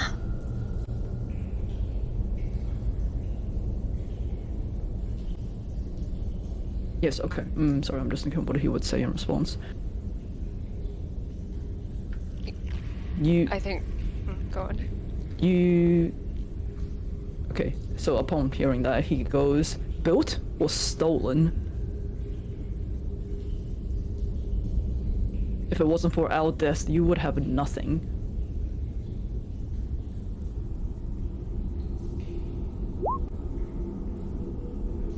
And if it wasn't for the deaths of your fathers and your father's fathers, what would you have? I was We can entitled trace to that inheritance. Says who? Says my birthright. Whereas you are nothing but a devious, dirty harlot, and today you will learn your place. And as you feel this intense pain as Lauren seems to caress the side of your face, grab you onto your earring, and just rips it out from your ear. You feel blood immediately rush down your side, and I will have all of you roll initiative. Hellish rebuke. All right, we can roll initiative first, and then we'll do that. So I'm gonna keep Bree and her enemy's initiative on the line, on the turn order, but we'll just roll on top of it, okay?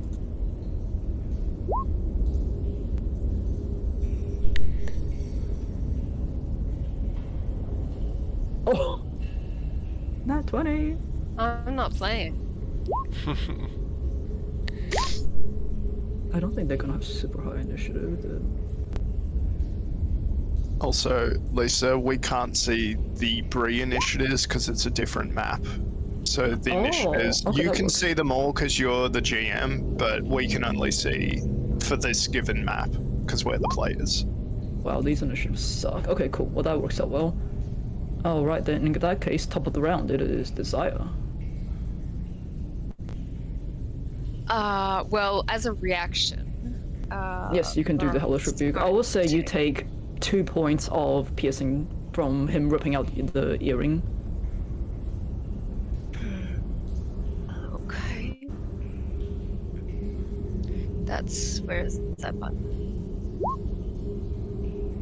DC 17 dex save. And that was still Laurent here. Yep. Dex, well, he's not very dexy. Let's see. Nope. So he takes 12 points of fire damage. As you see at this point, all three of them seem to transform. Lauren has turned. You see Lauren's cheeks sink in as flesh starts to slough off the side of his face, exposing the skeletal structure underneath.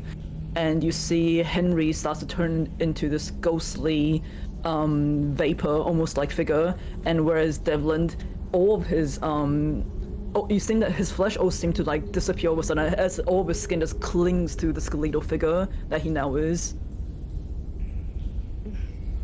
Alright, so it is Hellish Rebuke because your reaction. What is your action?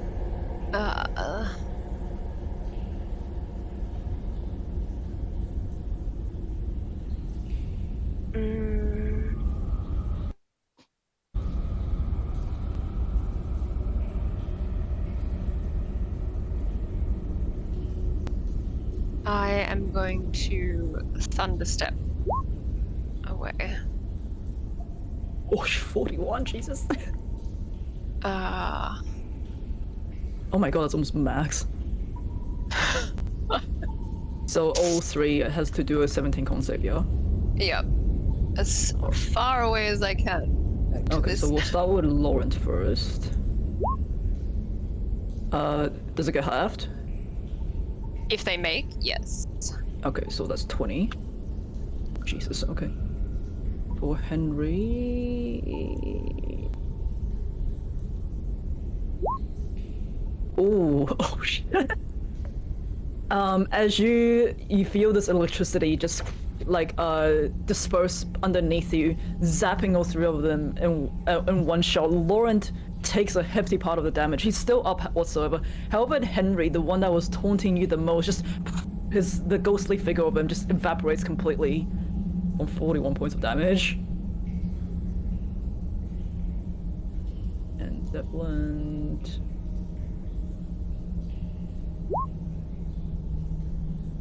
And similar things with Devlin. What was the skeletal figure that was him? The electricity seemed to travel up his bones, and you just see it rattle and crack as he just seems to almost fold in on himself and turns into this pile of God knows what at the bottom. This is going a lot faster than I was expecting. Desire will say to Laurent. I will say there's actually no, despite what the map looks, there's actually no hallway up there. Just think of it as a wall. Okay. You're kind of trapped in this room right now. Okay. And you see Laurent just gasping for, well, not breath because he's not alive, but just in shock and surprise seeing that the two others fell so easily to your very, very strong attack. You called me a harlot, Laurent. But we're in the Hall of the Huntress. and I feel much more affinity with that title. At least now I can show you who I really am. And with that, we will go back to Deuce.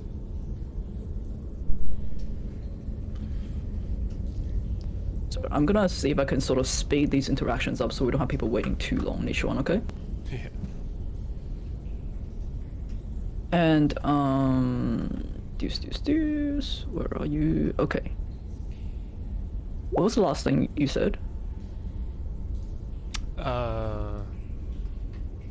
Something about getting us out of here, having it end differently than last time.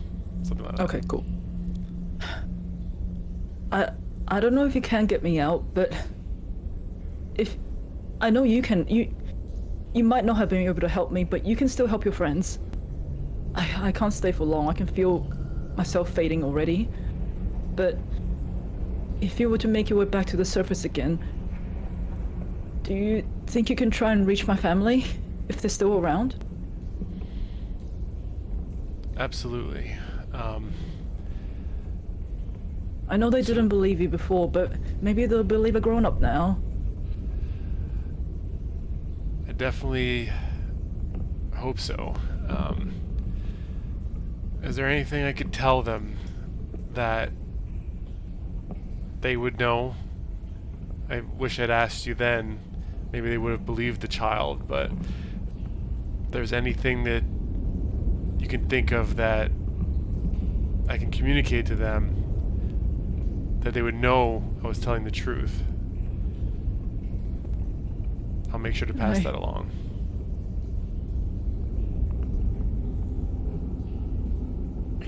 Well, you can tell my father that I actually preferred it when he used to read the bedtime stories to me.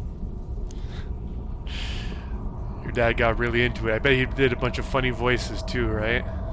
Yeah, he did. Mom was never very good at that part. But I'm sorry that they didn't believe you, Deuce. It's not their fault. I don't think they wanted to think about what could have happened. They probably just wanted to keep on holding on to the hope that maybe you're still out there, and I think that's something that any parent could understand and be forgiven for wanting to believe. Do you think it might be better if we don't tell them? I think after all this time, they'd probably want to know. And maybe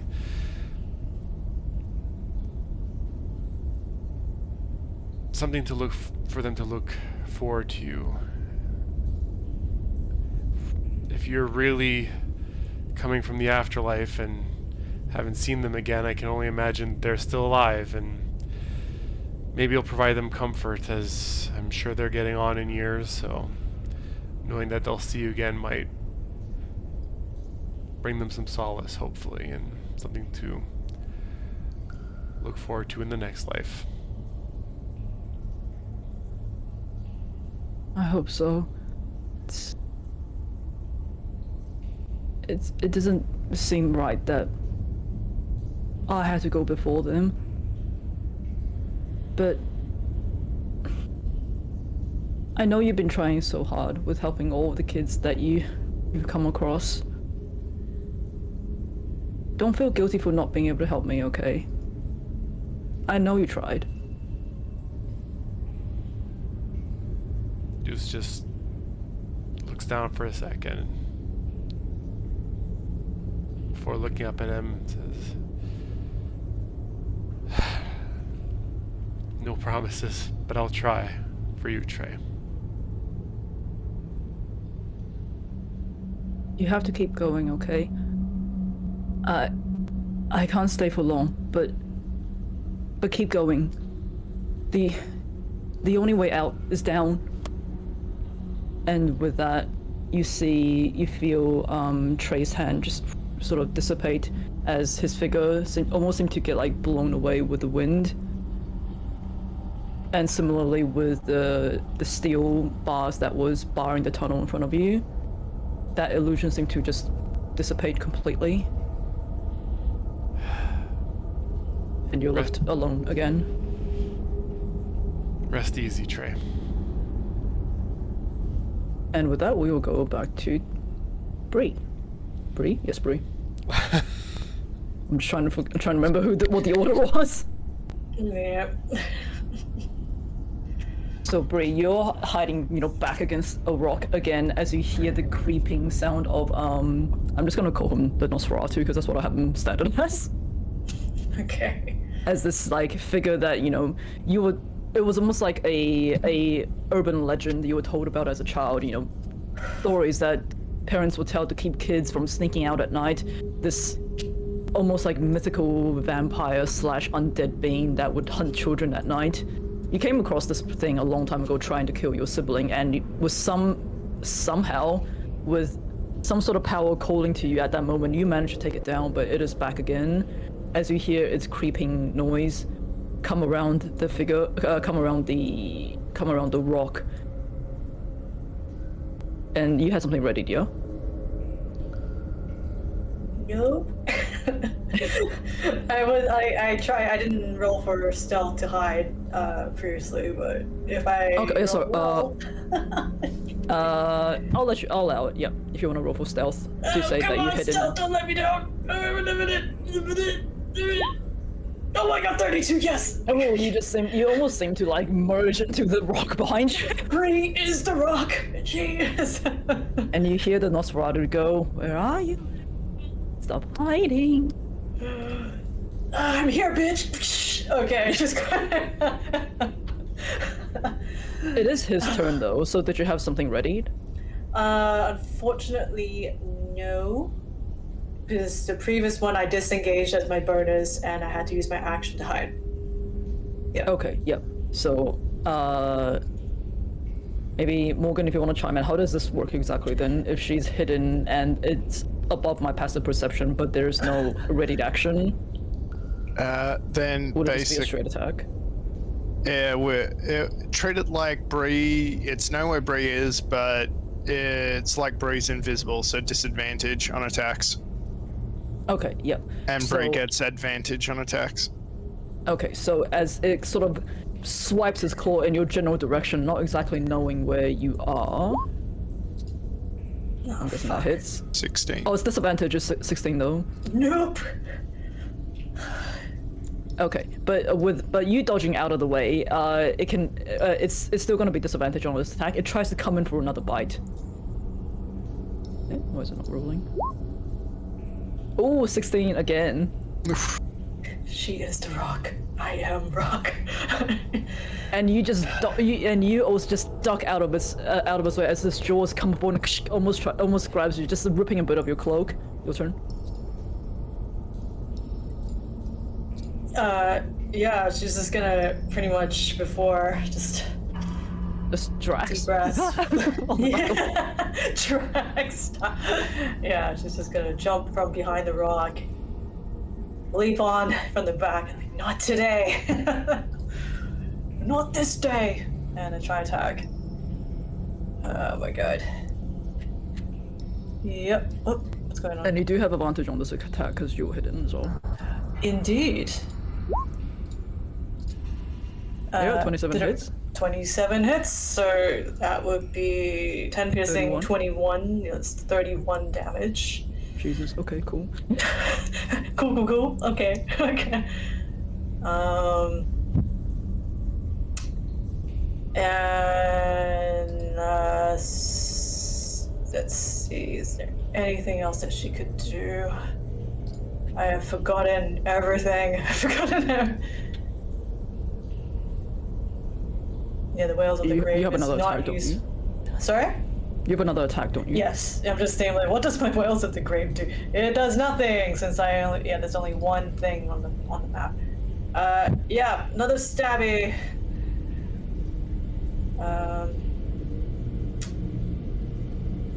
Just like, okay, hold on. Come on. I don't think you'll get advantage on this attack anymore because you technically had to reveal yourself to do the first attack. Yeah. She's not invisible. So Oh, 27 to hit. Well, it will only be 5 points of piercing. 5 points for of that one. damage. Still very just for good. flavor, she's gonna just thrust the sword and it's like, what were you even doing there? What were you even doing here? Lurking in the shadows, stalking kids. Exactly, just kids. Just like, there's always kids. As it like you see it almost like you've like stabbed it in the stomach, right? It pulls you in closer, pulling the blade into itself as it brings you up to its face, and he goes, "Don't you think you're anything special? I was just hunting." And you also see parts of his injuries start to nip back again. No. And I'll roll for the blood vomit. See if it recharges. It does not recharge. It does not recharge. Oh god. Oh god. Blood. It does have this multi-attack though. So first attack with the claw. I'm guessing that hits. Yes, 25 hits. So you take 13 points of slashing, and the bite attack that comes after is going to be made with advantage. As it claws you and pulls you even closer. Uh-oh. That hits as well. So you take another 12 points overall, and your hit point maximum is reduced by 5. You mean if I recover? Okay. Yes. All right. So instead of 60 HP, it'll be 55. Is that what you're saying? Correct. Yeah. Okay. I'm gonna need to write this shit down. Okay. And he also regains 5 hit points as well from that sucking out your blood. lack of a better word. God. Actually, could I have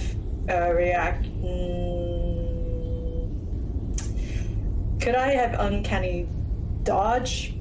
Maybe the last one, I guess, just to like the bite instead attack? of 2 fangs, maybe it's just 1.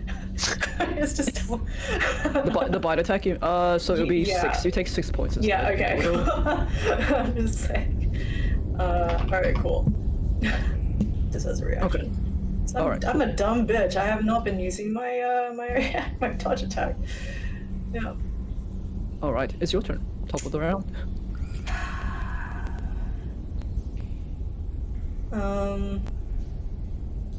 Yeah, this is not looking good. Yeah, she's going to bonus action. Yeah, disengage again, and try to action hide again. Roll for stealth. Yep. That's all I could do. Come on, Yelf. 30 for stealth. You're very well hidden. Are you? So you're preparing an attack? I can't. Yeah. So my I have to. So bonus action is to disengage. To hide, it's either an action or a bonus action. For me. Okay, So, cool. Yeah, I'm just in the wall. All right. So top of this round, you do see it seem to heal up again. God, frickin' damn it! And instead of chasing you this time, you see it walk around and it goes, "Why are you hiding? Come out and play." And with that, we will go to. So it is. It's going to be your turn on the next time I come back. Okay. And it is. Well, you will go back to Annie. So I do remember you were asking something right before we cut off last time. Oh god. It wasn't important. That's what.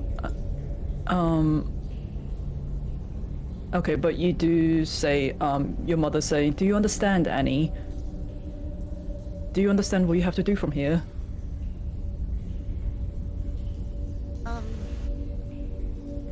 Yeah, but if you could tell me just so I could be sure, that would help. You know, you have good friends you can rely on now, my love. And your father, and I, and Grandma and Grandpa, and Auntie Kathy, and Uncle and little Kathy. I can't remember which Kathy we're talking about. And you know, we will always be here to watch over you. You'll be fine. Stay with them. Just keep going and don't turn back. Will you come with me? We'll come as far as we can, my child. And even if you can't see us, believe me when I say that we will never leave you.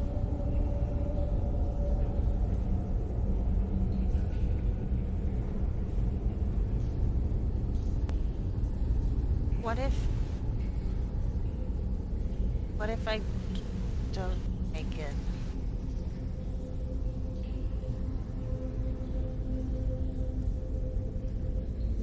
We trust you, my love. You have so much support all around you. You will make it.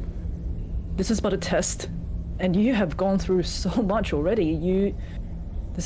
When you look back at this, and this will be much more simple than any fight you've ever had. You will make it, and you will be fine.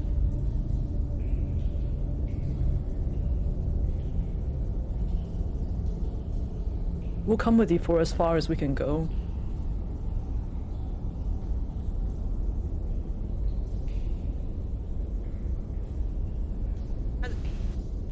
You're so strong, though. And what if I can't protect everyone? What if what happens to them?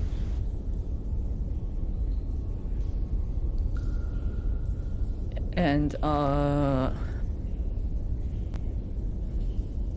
your mother goes, "My baby, did you forget what the what's her name? Madam, did you forget what Madam Eva told you? You are the shepherd. You might not feel like it, but you are always a born leader. And I know you will always put your friends. You will always put your friends first. You will always protect them." You were there Did she for not give you that card? Or was that, sorry? You were there for that. We were there for every step of your way. And you sure you're not lying? This is real, right? Please, I don't know what I'll do if it's not. I can assure you, honey, we were not lying. Your father and I are not lying about this. If you ever do see the Huntress again, please thank her for this moment that she was able to grant us.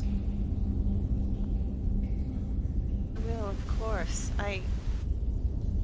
So this is the Huntress's doing.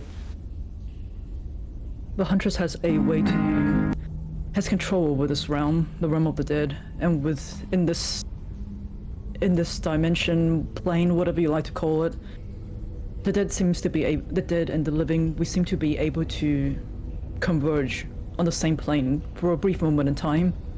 She has complete control over this plane, and she brought in people that she thought would be some of the most important people that are no longer in our lives. Just don't remember ever having learnt this about her, or... There's a lot that we don't know about. We are from a small town after all. There's so much out there to explore. There is. Hey. We have to keep going? We have to keep going. Come on, child, let's go.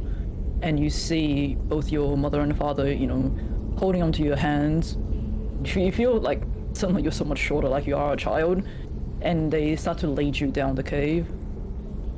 And as they keep going, you start to feel like the grip that you had on their hands almost seems to get softer, as if it's starting to fade. And as you keep going down the tunnel, your mother and father looks at you and goes, "Keep going, alright? Don't turn back. We love you so much, Annie. Please stay with me. We can't. But you will be fine. Trust your friends. Trust yourself. As they start to fade more and more, and they leave and they say, keep going. The only way out is down. And with that, they disappear. Not onwards and upwards? And you find always yourself said- alone in the tunnel again.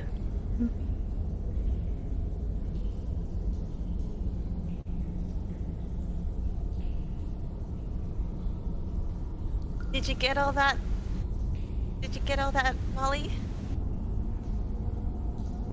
For those of you who didn't hear before, Molly doesn't seem to be animate in this realm. It's not responding, it's not moving. It's just as limp as a ragdoll.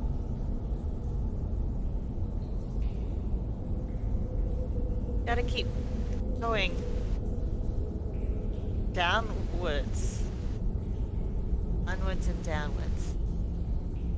And you continue down the path. And we will go back to Marcus.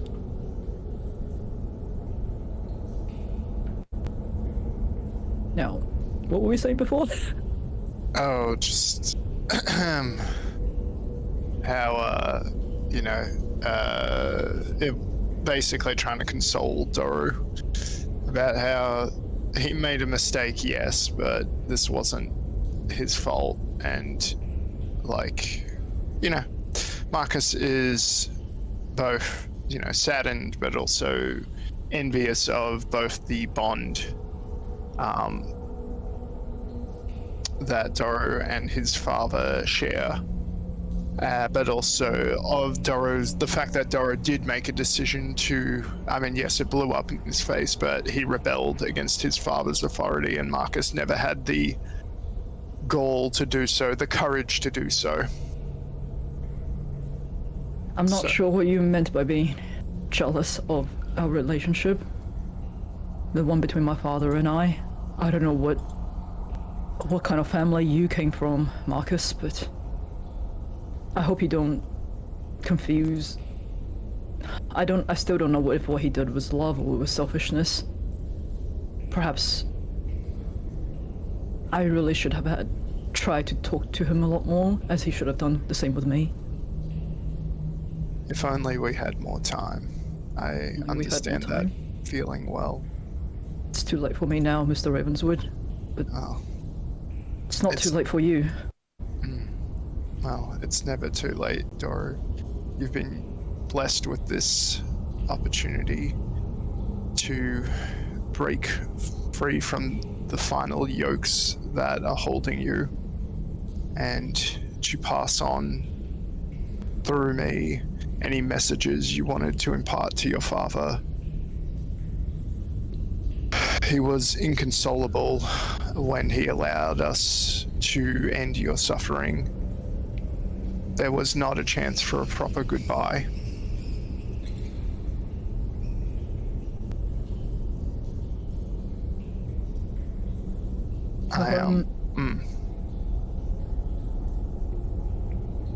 I'm not angry. I would have done the same if it was him. I'm sorry. I'm sorry I didn't listen. I'm sorry I didn't believe you. But please, tell him that he's better than this and he needs. I might not be there, my mother might not be there anymore, but tell him to grasp whatever means he needs, whatever hope he has left, and to stay.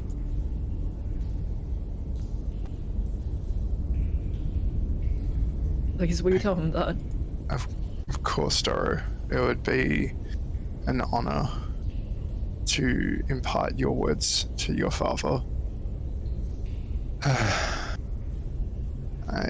I only hope I get the chance to get out of this demi-plane that Barovia finds itself in, so that I may share similar words with both my father and my brothers.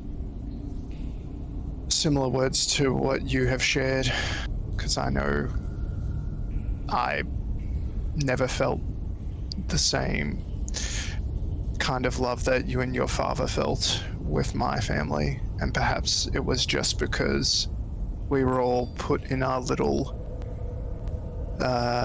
baskets of what was expected of us, and no one tried to break free of those yokes. No one tried to rebel. I think my family has been the poorer for it.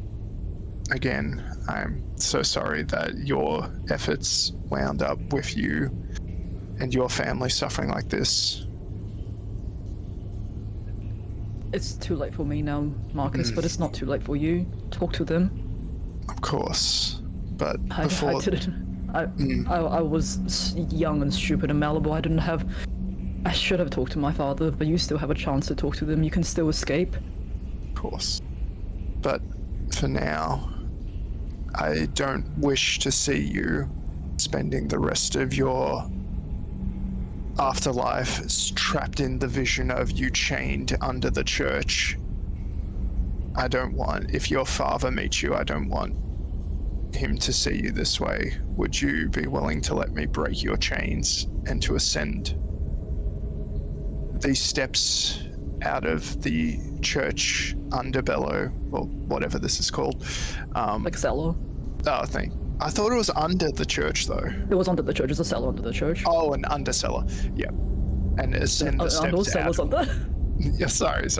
And ascend the steps out of the cellar back into your rightful place in the light. I'm not sure if I deserve it.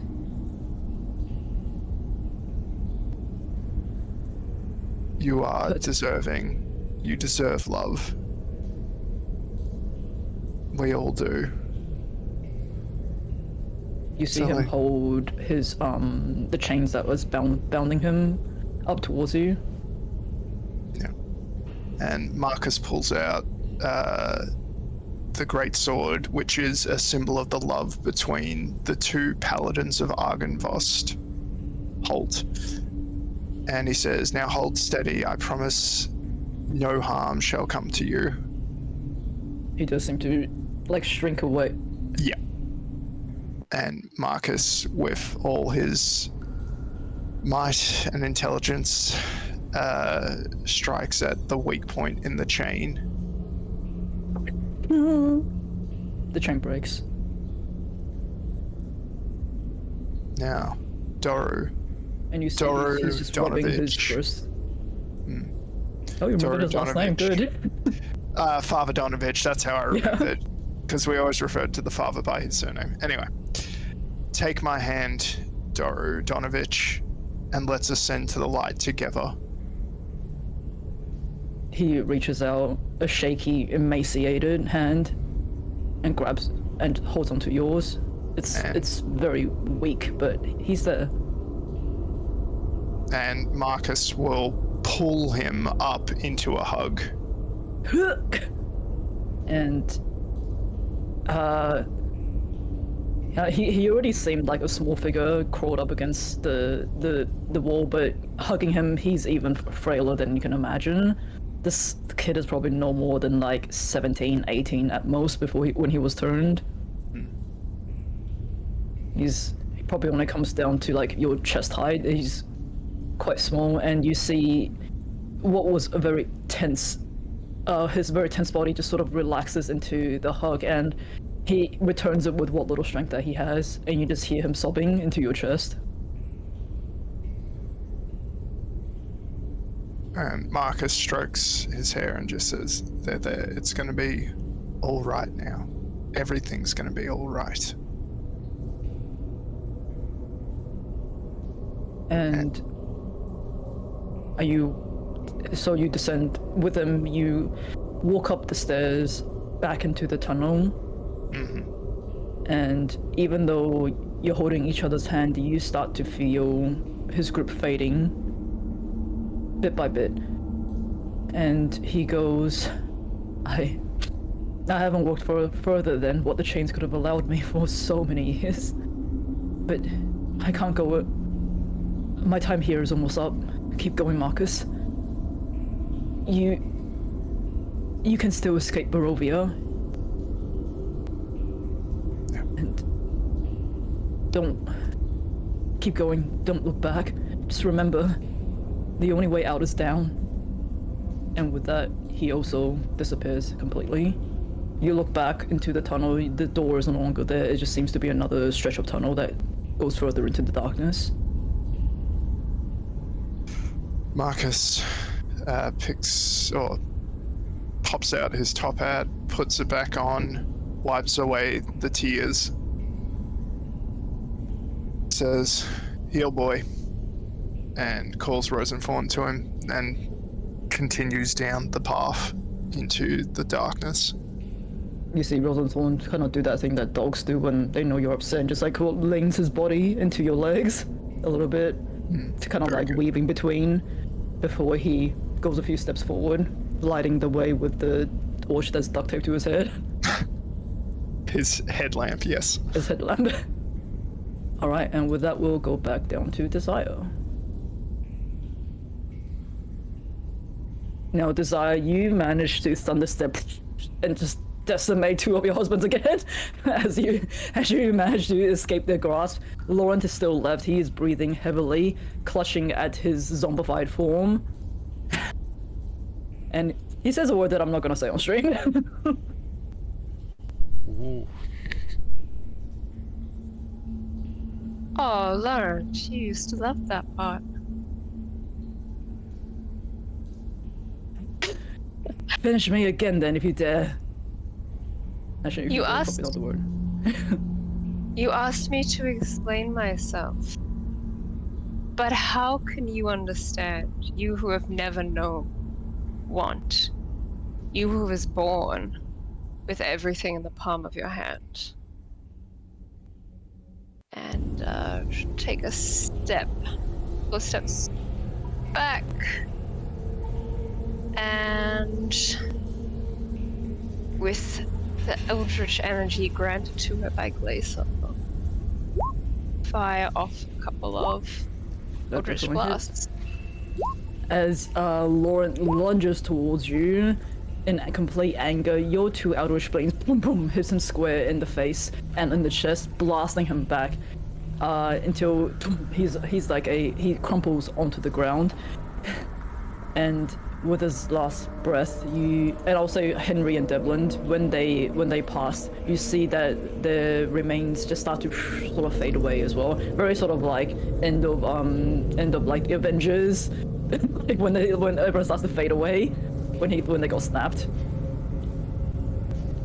And I would he step on as many of you as it takes. and he get to goes my birthright. Just you wait. You think we're despicable? We shall burn in the same fire in the afterlife. Just you wait.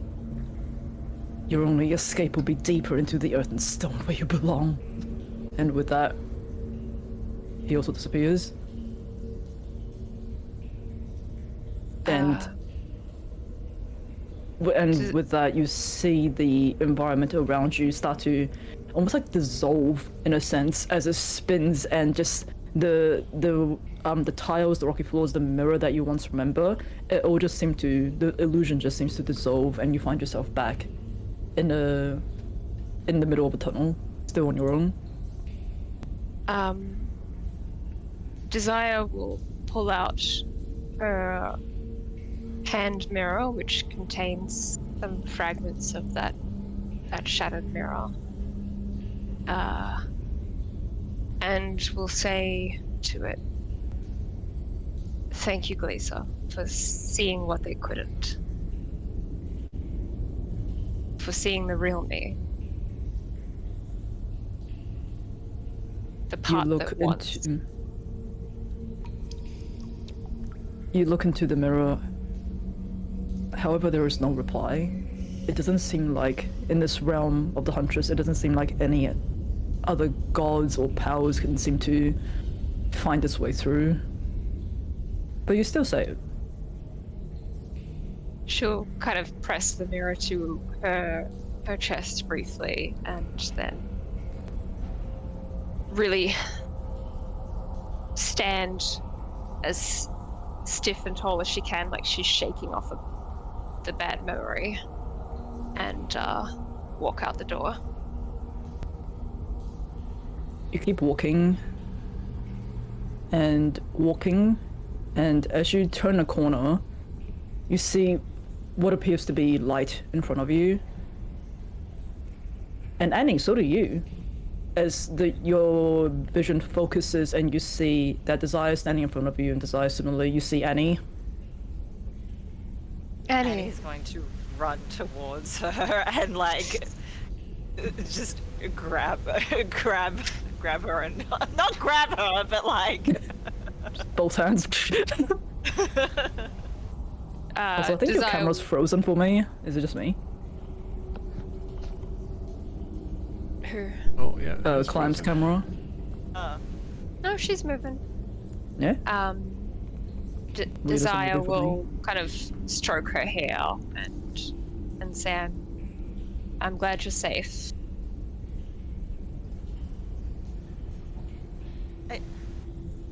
Are you real? I'd like to think so. I think Climb's camera is frozen. It's on frozen on stream as well. Oh. Climb, maybe just turn it off and turn it back on. Oh, and he's gone. Bye.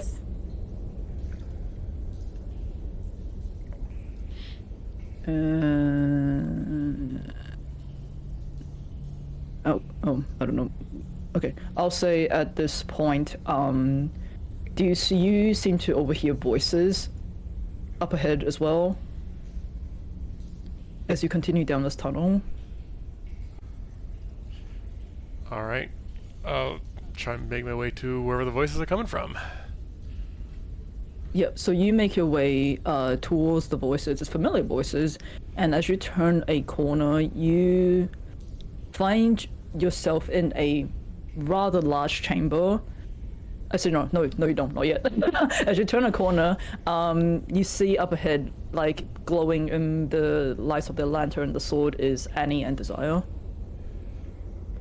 Oh, God damn it! I told you guys, tie that thing tight around me. You know, my muscles are just gonna break through it. But never mind that. Glad you guys seem okay. You were holding on to the rope, Juice, but you let go. It was your own. Never mind. I am relieved to see you well. Did you guys see or touch any weird things? Just long dead people that I thought I'd never see again. What about you? Yeah, about the same. Yeah. Saya? Creepy place. Just a precious moment with my poor dear departed grandmother. That checks out. Lift the spirits in a place as dark as this. I hope it was similar for you. Yeah. Molly, what do you think? Creepy.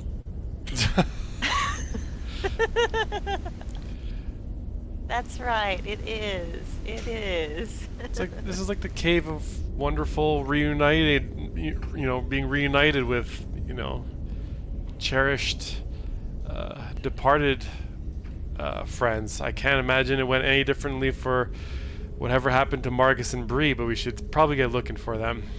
I'm sure they're around As here you somewhere. say that, Bree, it is your turn. As the Nosferatu is taunting you by the lake, telling you to come out, and that there is no escape. Bree's bleeding, covered in acid and vomit. Having a great time. Having the most wonderful flashbacks to her childhood. She takes a slow deep breath while just ignoring his taunts, trying to focus on just remaining silent and pretty much holds her action to when he attacks. What was your... Was it your little sister that you saved? Yes. Do What was her name again? No, What was her name again? I will make it up if you don't say anything. I can't remember. I think we did bring her up in the, like, very early on, but... I don't know. Come up with one now. God.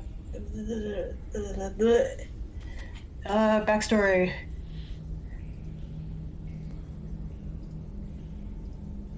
Immortal, I don't know. You can make one up if you want. It's cool. Imogen. Oh no! Okay. You said immortal, so my mind immediately went to I am something. That's cute though, I Okay. don't mind. Yep. You see the Nosferatu, you hear the Nosferatu taunt, and he goes, "Not willing to play, are we? Perhaps I should go back, finish your little sister off. You saved her once. Gonna be there to save her again."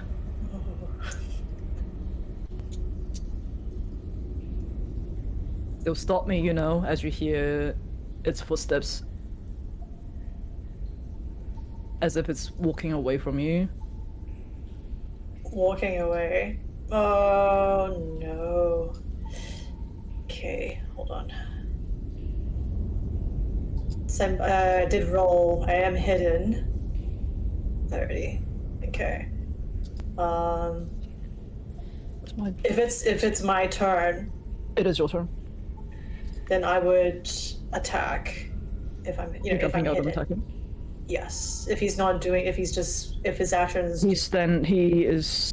We don't know if there might be like a ready to action, but similar to you, you can jump out if ready you to like. attack, ready attacked, ready attacked, ready attacked. What's the problem when you're hiding? Yeah, come and get. The more time you leave, the more I am going to heal. Yeah. Then yeah, if he is starting to move away, then she would make a move, make a very swift under, like, yeah, she's just gonna roll under and try to hit him behind the knees.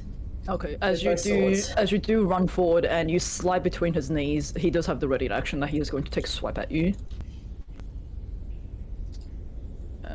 Claw. No, you don't. It's gonna be a 7. Oh, and he misses, whiffs it completely as you manage to just sort of like baseball, baseball to the base, slide through his legs. Yeah. Okay. That's just. And also, I forgot I had a D8. You do have a D8 as well, which you can add to any throw you like. Yeah. Oh my god. Okay, let's go, Swordy. Okay. That hits. 25. So that would be 30. 11. Because there's a sneak attack in this, because you're not hit. This is the whole thing about sneak attack all over again. He missed. Yeah, So I'll he allow it. was So missing. 20, so 30 in total. That's a very big hit. 30 points. 30 points of damage. He's still up. You still up, motherfucker. Then she is going. Yeah. Oh, sorry. I'll make my token. My bad. Yeah. Another swipe. Come on. Oh my god. What the fuck? That is one this? does not hit, unfortunately, as he dances out of the way of that one. You see that his the cut that you just made on his body starts to knit up again, not as much as before. Okay. Yeah. That I can't. Yeah. I used burst. He does not get his blood vomit back. Every round. It's a Come recharge, on, so why yes, does every everyone just round. get like a memory flash? Oh, that is. What is that? I roll a 1 and a 20. That's not a hit, but however, if it comes in for a bite. Does not hit. God, I'm rolling bad. Okay, does not hit either. Okay. Your turn. my turn. Yeah. All right. Yeah, she's just gonna try and hit him. Yeah, this is just okay. 28 to hit, 11 piercing. Yep. No sneak damage. No sneak damage. 11 piercing. You definitely do hit on that. Yeah. He's still up. Yeah. And other sword. Come on, just 23 to hit. That hits for 7 piercing. 7 points of damage. Oh god, this is just a bloodfest. It's just. God. Okay, he does heal another 10. 10! It's 10 per turn if he doesn't get hit by radiant.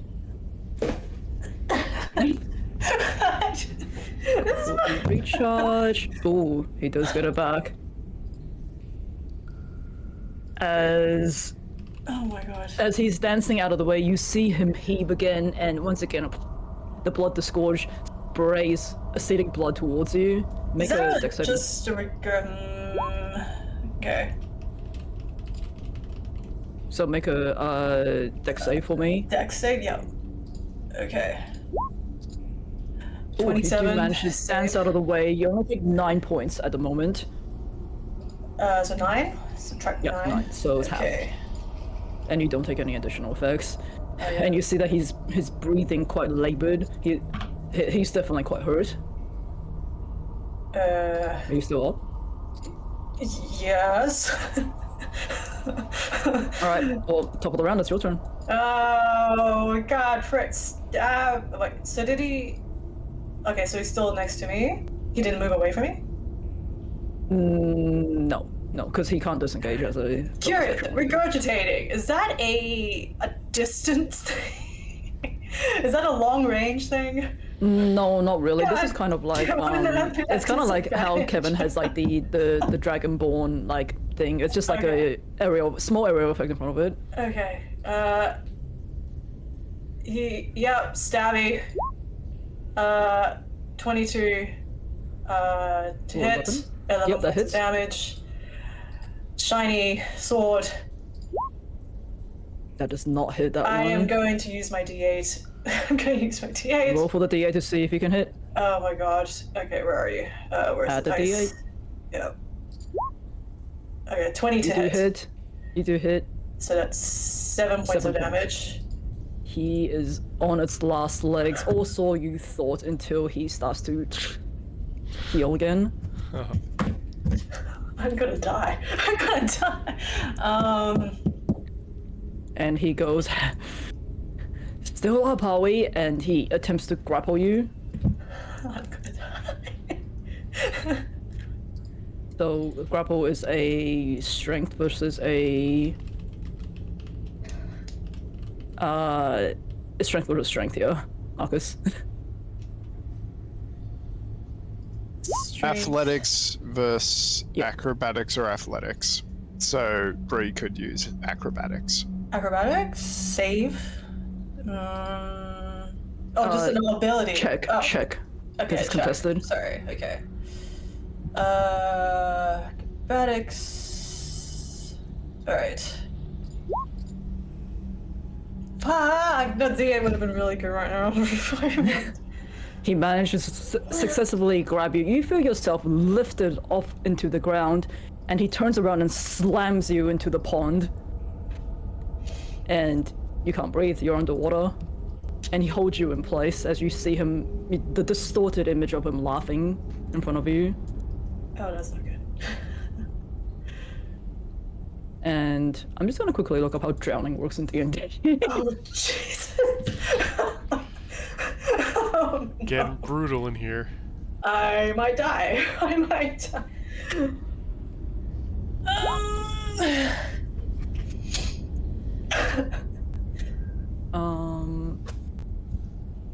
Drowning. Wait, what do I have? Okay, advantage.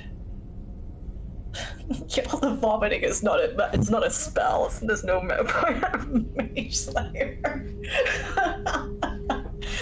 Okay, so it's 1 plus your con bonus minutes of holding your breath underwater. What? That's so long. What's your con bonus?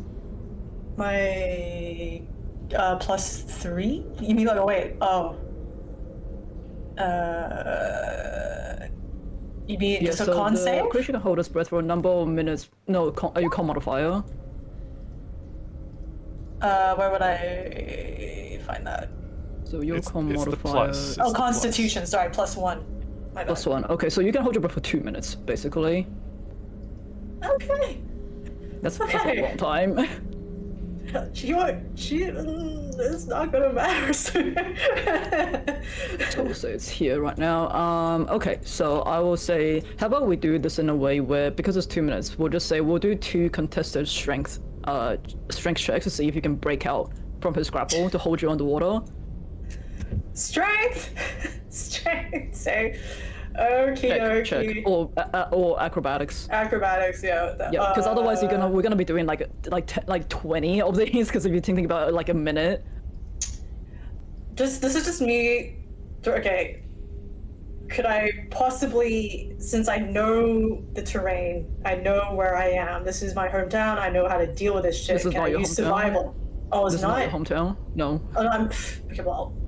All right. Never mind that. I was like hoping to. Sorry if I led you to believe okay. it was. No, it is literally just a pond in a cave. No worries. Okay. I will. So.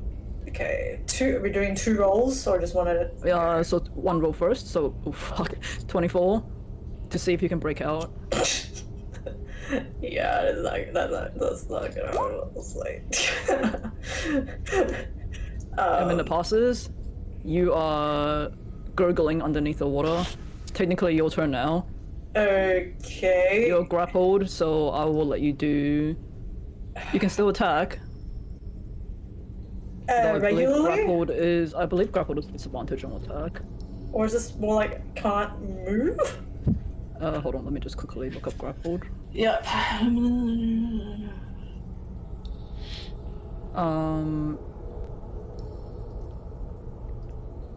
Oh no, I don't think there's any sort of no, there's no sort of disadvantages on attack, so you can still attack it if you want. Yeah, instead of trying to fight against it, she would have been trying to just stab the shit out of him underwater. Yeah, okay, let's just go. Oh fucking hell! We got 1 attack. Not hit. 19 does hit. That's oh god, he's already healed 10. 8 points of piercing. Can I give my dice to somebody else? Unless it's inspiration. Unless it's inspiration, you can't. The story. Actually, why do I have? Oh, whatever. I don't think I got any inspiration last time. Yeah. Well, 8 points of damage. Okay. You are still grappled though, however.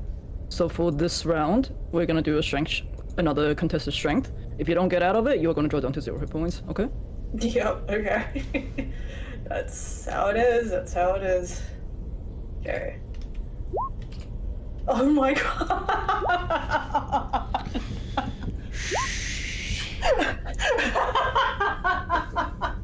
So as you struggle, Oh wait, is it a save? Oh sorry, no, that's a save. Sorry, I rolled the wrong one. My mistake. Let me just It's roll like you the probably check rolled that itself.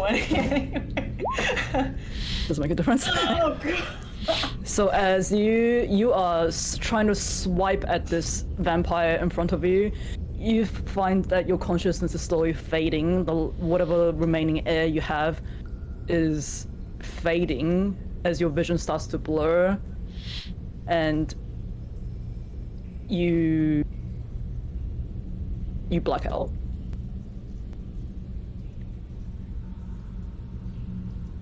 Going back to the others. Oh god.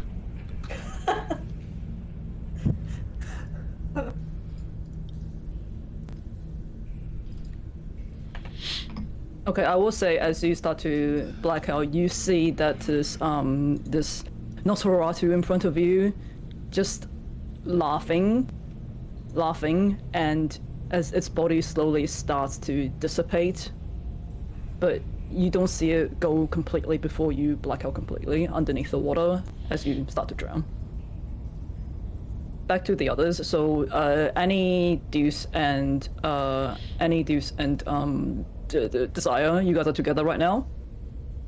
Are you moving along the tunnel? Is there any other option? You can call out and see if there's anyone close to you. We all came from different directions. Like, can we see entrances into this area? So can you see what, sorry? entrances. Can we see into where the area. we came Like, from?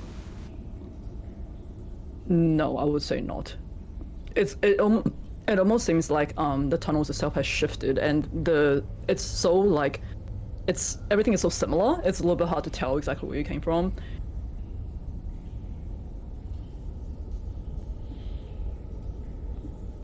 Well, Is let's there just start anything- looking at this point.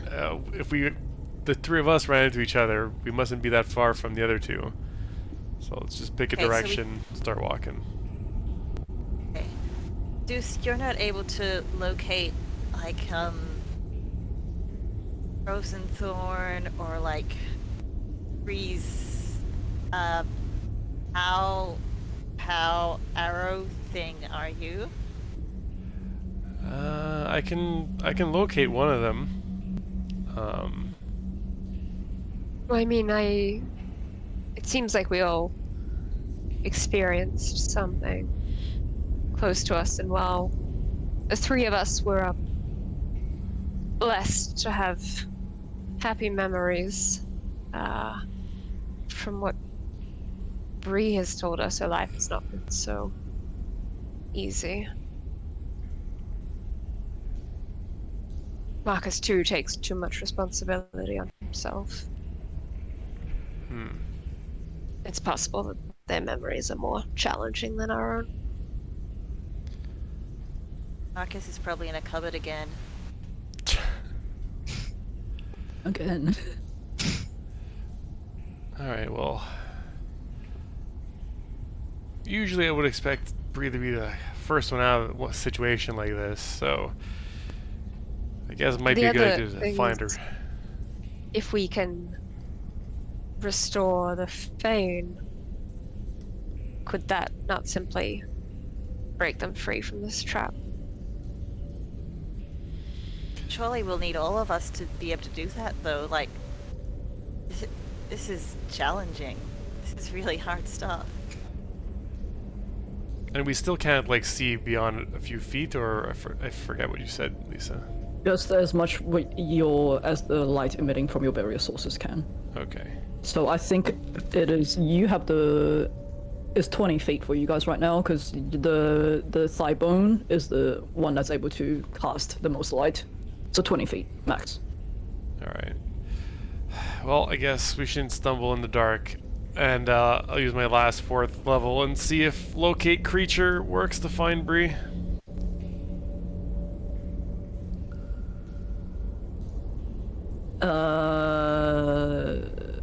Can you just pop up locate creature again? And Bree, can I have you roll this for me? 1,000 feet.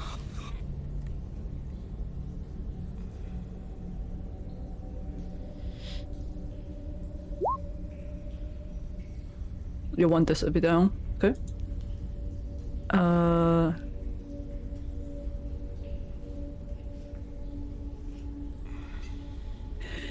I'm just trying to see. The spell can't locate a creature of running water, at least 10 blocks of the direct path between you and the creature. You do sense her.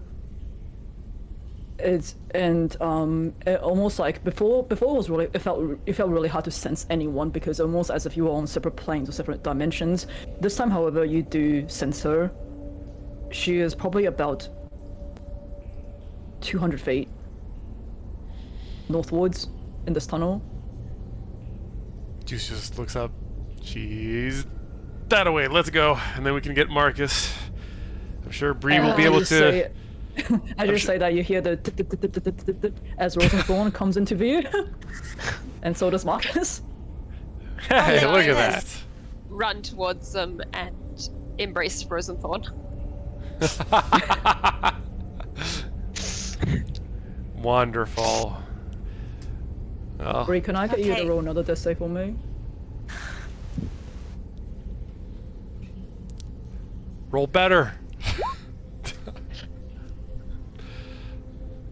What do you guys want to do? You're reunited now, but Bree is still missing. Marcus, Run! you're here, but Bree isn't, and you're muted.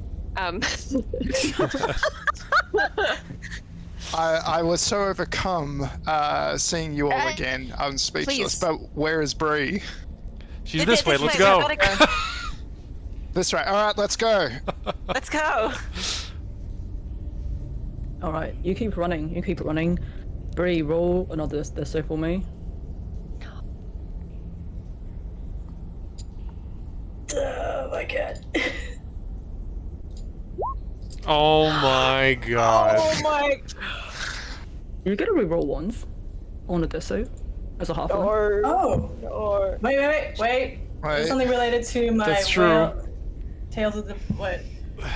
Yeah, can't you use somebody's soul to like something?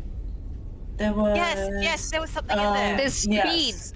The beads you've been making. Yeah, let me. Oh The god, best where one? the fuck? It's Saving in throw, my- yes. You can re-roll a 1 on saving throws. Yes. Yeah, so technically, death saving throws will also This is count. a saving throw. This is a saving throw. As a halfling trait. You can use that first before you try and use any of your other shit. Yeah. That's my other shit. So I probably. Also, just so you know, me just- your soul trinket gives you advantage on death saves. Oh. So you should have had advantage. Too late. Just Okay. Well, from I now mean, on, you from- would have failed the first now one on. anyway, a 9 and a 5. Yeah, it was like okay. Hold on. Should affect Well, this one those though, death since we now know. trinkets, do they get used up by doing that? No, as long as you have it on your Okay. person. You're fine. So, so you're down to death saves. You've succeeded one. Yes. Everyone is now dashing towards the way that Deuce has pointed out. It's 200 feet though. It's gonna take a while. It's not Roll it's another only one for 200 me. feet. 3 rounds. No. Roll another death save for me. And remember, you have advantage. You have advantage. Yes, I have advantage. This is It's just. only 60 meters. We can do it. No! Did it roll twice? It did. You got an Right, 8 fine. and a 9.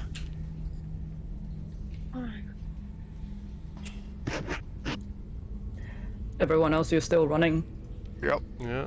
Out of your You make curiosity, another- could I have just rolled another one, Justin? I'm just curious if it's just like for my second death save. Like that fucking. I doubt it would have helped anyways. Nope. Oh my god. God really wants you This dead. clearly just wants to happen. It has happened. It is. I'm reading myself now. You feel whatever's left of your consciousness expire. There's no, you don't see a flash of amber, you don't see a flash of blue, it's just nothingness. Rest of the party, you are still continuing forward for another 60 meters. Bree, can I have you roll another death save for me?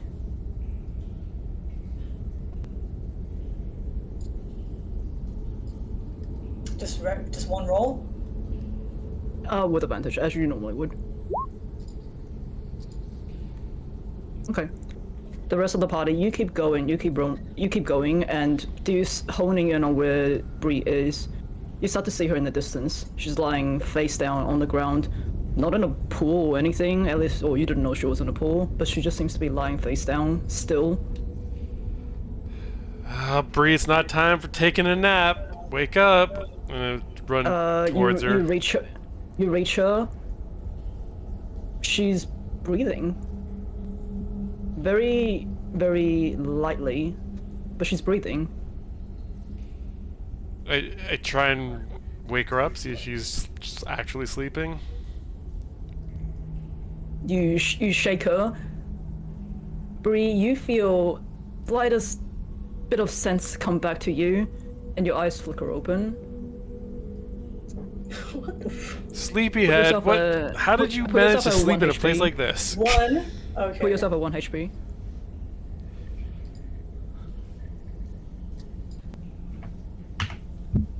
Jeez. What happened? You're all disheveled. She's disheveled, she's completely soaked. It's just like, she looks bad. Did you go swimming in a pool of blood or something? What's going on? There's enough jokes. Annie's going to put her hand to Bree's forehead to feel her temperature and cast Cure Wounds at third level. She's very cold, almost as like, hypothermia has taken over. But you do get that healing. Yeah, so it's 18 plus 5. Desire will Annie. and say to Marcus, be on your watch. And the two of them will kind of like keep an eye out for whatever she faced while Annie heals her. Bree, you managed to very shakily get back onto your feet. Oh god, you just feel like you start to heave and you guys just see her just water hitting the ground as she seems to empty her stomach of water. Water, Oh, boy. acid, blood. So many things. Do you see the acid vomit on her clothing? Oh yeah. You guys are just looking going like, what are these brown sticky patches on you? Thanks, Annie. Is that okay? Do you need more? I've got more. I can hold up, thanks. I feel much better. Here. But you look like crap. Take it. Hold Molly. Yep. It'll help. Let's double up on Is there- Annie and do so Yeah, also cast let's- some more cure wounds. Yeah, let's all spread the load, because Marcus can also support, and that way we're not all burning our slots. Or we could rest. In this darkness, my dear. If we take her back to that light we found, Oh, that's a good point. we still have to get out of here. Ooh, not bad. So So where- 17 so far. 7. Oh, wow. Okay. Thank you. Thank you, Marcus. As you are wondering how to get out of here, few of you are reminded of what was told to you, that the only way out is down. Which way is down, then? What happened? What did this to you? Hmm.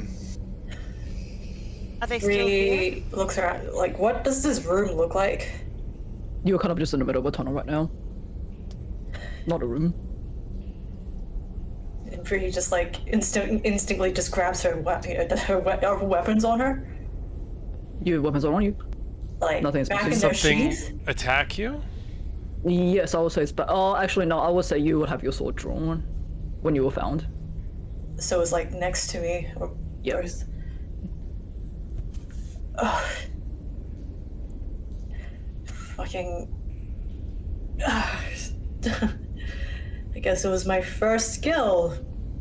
But I guess he got the better of me this time. He was. Last I remember, I was. He was drowning me underwater. Then I blacked out. Was it the same exact creature? You've told me about this before. Yes.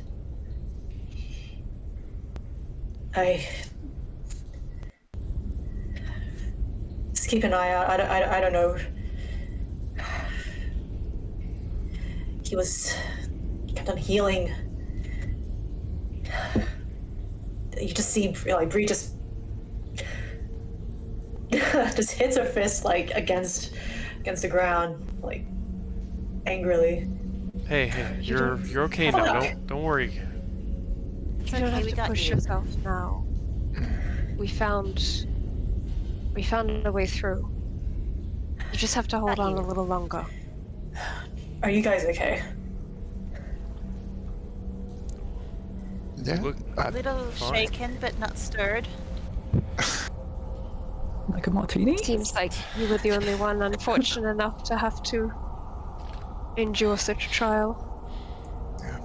I'm sorry. I'm glad you guys are okay.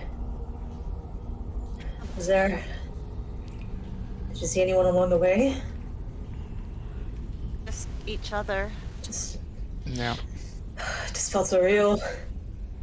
Brought up my sister. Taunted me with it. God, my hands are shaking. I can't. That's Bree, okay. you've already killed it once where it mattered. Yeah. Whatever shades you saw today, they have no power left to them. It's just bluster. Okay. You don't need to prove yourself again. It was never really proving. It was more like just trying to stay alive. I feel like I was back where I was started. Anyways. Oh, God. Yeah, can we get out of here? Yeah, I think we have to keep going down. That's what Mom and Dad said. Yes, and What? that's what Doru told me as well. What? Go to one Martes. I got a similar message too. That's what that was. Oh, those were very nice messages. Lovely. Okay. Cool. I'm gonna say this probably just the bad luck again for you. It seems like whenever I travel with someone, they get the worst end of the stick in these situations, unfortunately. This is not the time. Can we just go? Just saying. Come, let's walk. Yeah, let's get out of here, guys. Okay, so you continue walking. Now, taking extra care to make sure no one is separated once again. You continue down, you pick a direction, you continue. It's not long before you find the tunnel opening up into a larger, emptier chamber. Kind of similar to the one that you came through from. And in this chamber along the far, I don't have a map for this, so just imagine. In this chamber along the far wall, you see what appears to be a rather sizable crevice in the floor. The gap stretches from the length of the wall, and is about 5 feet wide. And you don't seem to see any other exits leading out from this chamber, apart from the one that you came in. In this crevice, is there any path, stairs, broken ladder system? You look down. It appears to be a straight vertical drop into the darkness. Did we rest for Bree? I'll say, you do see what appears to be some, anchored onto the floor just on this edge of the crevice, what appears to be some old leftover rope that's hanging down into the darkness, into the void. It's old and withered, though. Desire, don't. I think I can hold up for a bit. It just seems to be a lot of walking. I have you guys. We don't know what we'll face down there. We don't know how many layers to this test there are.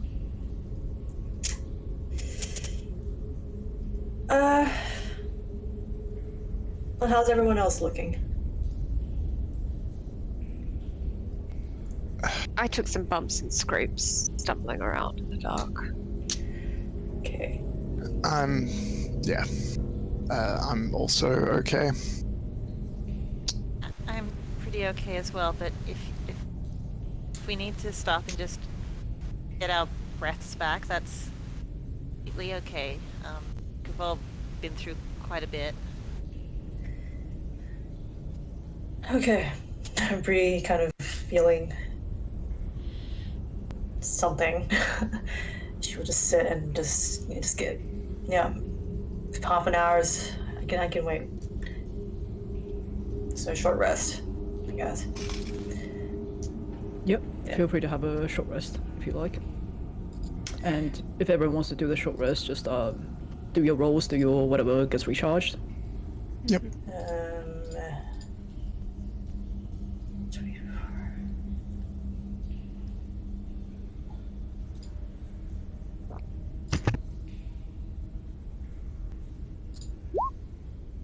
What is that? What the fuck? Oh, that's just one. Wait. That's one hit die. Yeah, I need it. I selected 3. What the heck?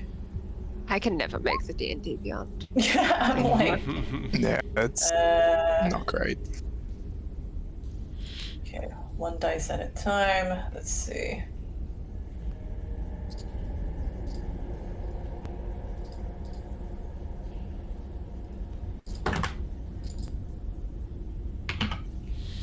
Sorry, guys. One sec. Bloody hell. So, Desire will spend the short rest kind of staring off into the distance and rubbing the edge of her thumb along one of the broken shards in her hand mirror.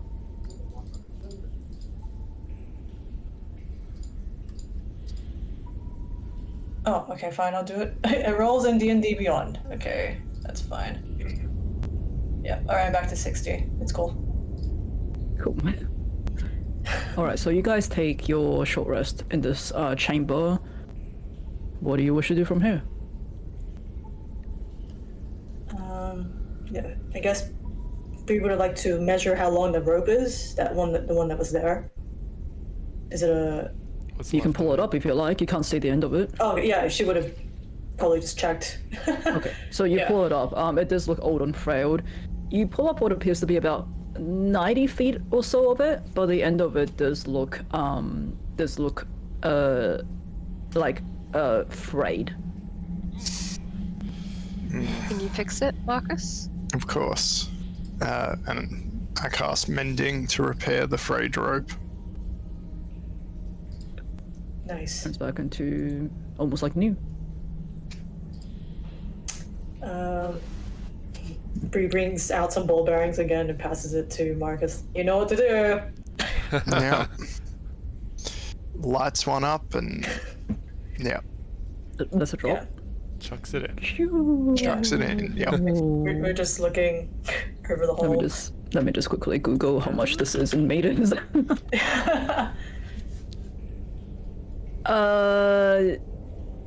I mean, a ball bearing is tiny. I'll say the distance it dropped, you don't see it anymore. Okay. Don't even hear it. No. Oh too far. no. And the rope, is it just going... The rope is going upwards into nothingness, right? No, it's a crevice that's going down. It's going so down it's hanging into a hole. down No. into a hole. Into Oh. Yeah. No. Yeah, that's what we There's were like. nothing... There's nothing... You said the crevice was 5 feet wide? Yeah, so it's like it's at the very edge of this chamber. It seems to cover one entire wall. It's only about 5 feet wide, though, and it seems to Oh, go and down into only- nothingness. Okay. The only other Only way out is down. entrance is... It's the That one we that you came came in in. from.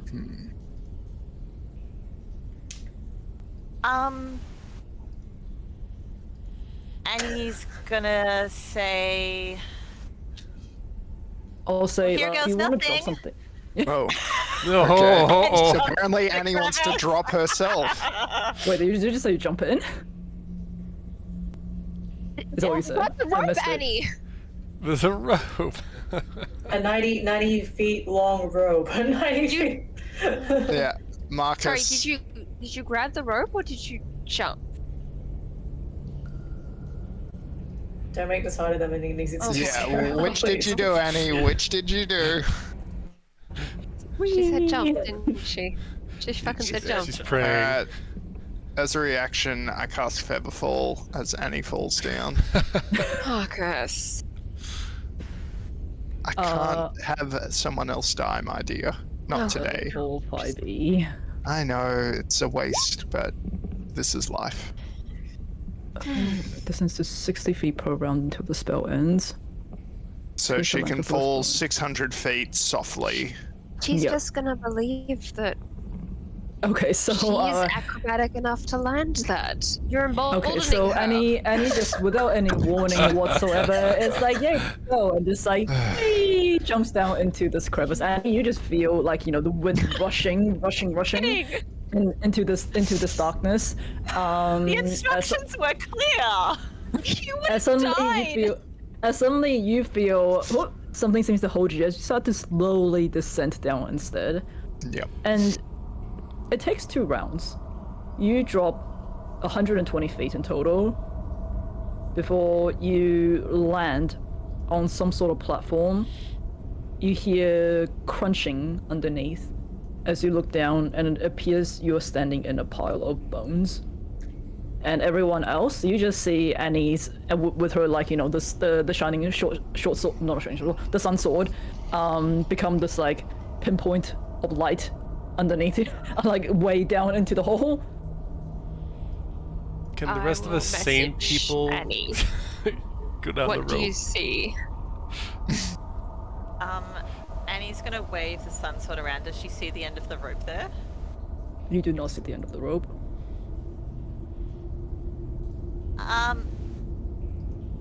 Oh, I will say, looking down, you do see what appears to be a fragment of rope that is not mended like, the one that you guys pulled up.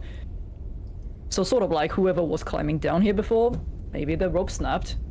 Yeah. And how far did you say she'd fallen? You would have fallen 120 feet. Perfect. The range of message is 120 feet. I did message you. Mm-hmm. What the hell's spell going on? worked. Yeah, Annie's gonna wave the sun sword and send a message and say, rope doesn't go quite the way down, but we got bones. Bones. Can you see how far a fall it is from the end of the rope? I assumed you guys pulled the rope up to mend it. Did you then drop it back down? Yeah, of course. That's what we were thinking. Yes. Okay, yeah, so the rope is about 90 feet, so you still have about like 30 feet you need to cover. About 30 feet, I reckon. Okay. Bree, how good are you? I has rope. I has 50 How good are feet of you rope. at tying knots?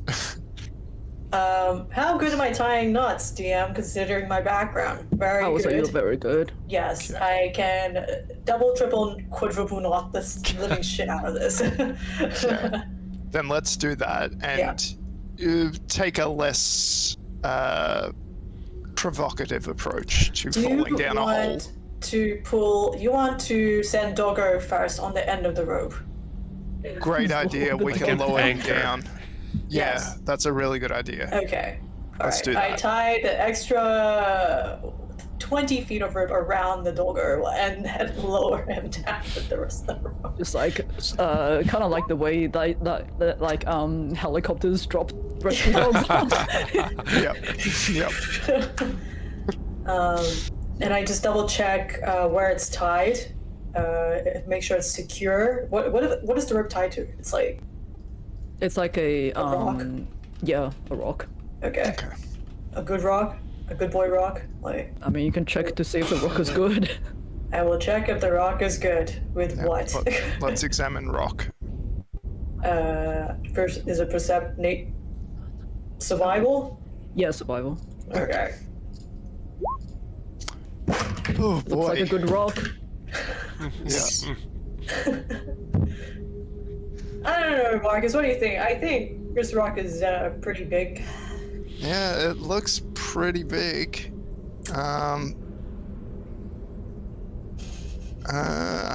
Honestly, I don't know. You can have a better look at it if you want. While I just tie the rope around your dog. Yeah, sure. Well, survival's not my thing, but Maybe you can. could I potentially just investigate the rock, Investigate, see if yeah. there's Sure, I'll any let you investigate. Yeah. weird If it's weakness? Yeah, could it be made to secure? There we go. Having a closer look, you do notice that there's definitely a sizable crack in this rock, and with enough weight on it, it could have potentially. Hold up, Bray. This rock, it's not a good boy rock. It's a cracked bad rock. Let's Okay. try to find another. Okay. Well, do we? Yes. How many rocks are around? I will say, just for the sake of expediency, you Yeah. do find somewhere where you could anchor the the rope. That looks safer than the current rock it's on. Okay. Okay, great. Alright, let's lower Rosenthorn down.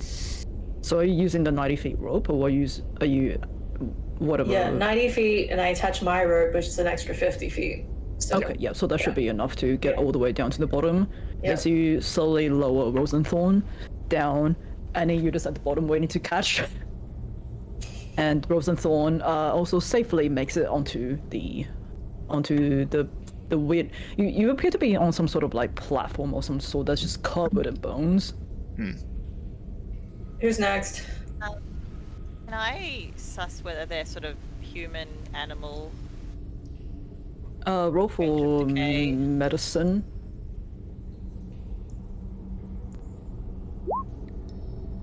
8.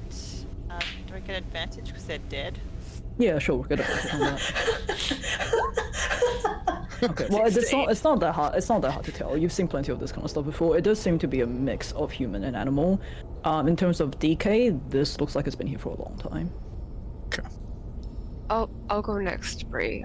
Yep. We want I to make sure it's think- safe for you first, and I don't want Marcus rushing in and touching anything.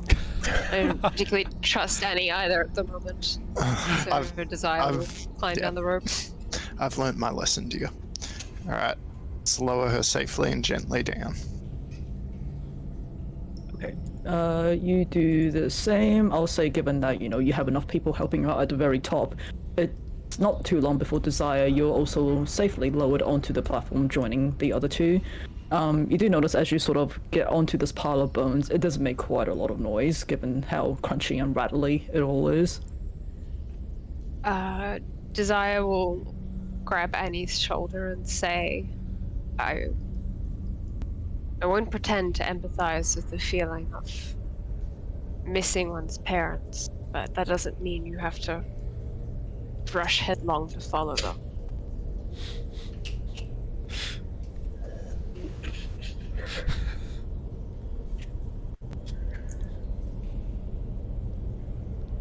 Bree needs you. We need you. Just think, and she'll just kind of squeeze her shoulder a little before looking around the platform. It's similar in terms of the darkness that you experienced above. That sort of like pervasive darkness that only the light source that you have, you can see within it, but anything beyond it almost seems completely black. It's almost as if you're blinded. And you do hear, with the rattling of the bones underneath your feet, that this is a very, very large chamber. The sound seems to echo off the walls.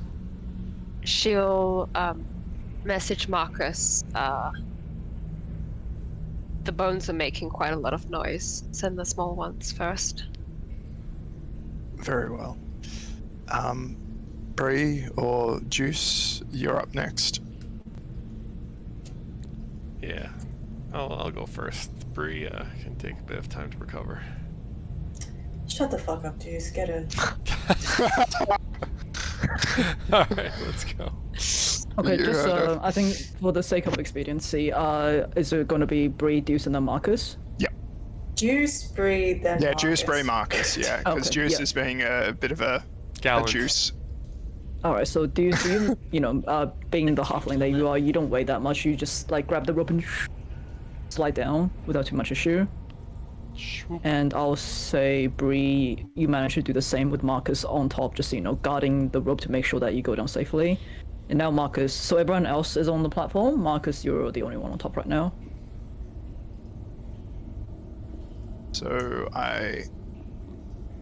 So is this 90-foot rope our rope, or is only No. the 50-foot the Bree rope? It's the 50 foot at the bottom is Bree's. Everything else is the old one.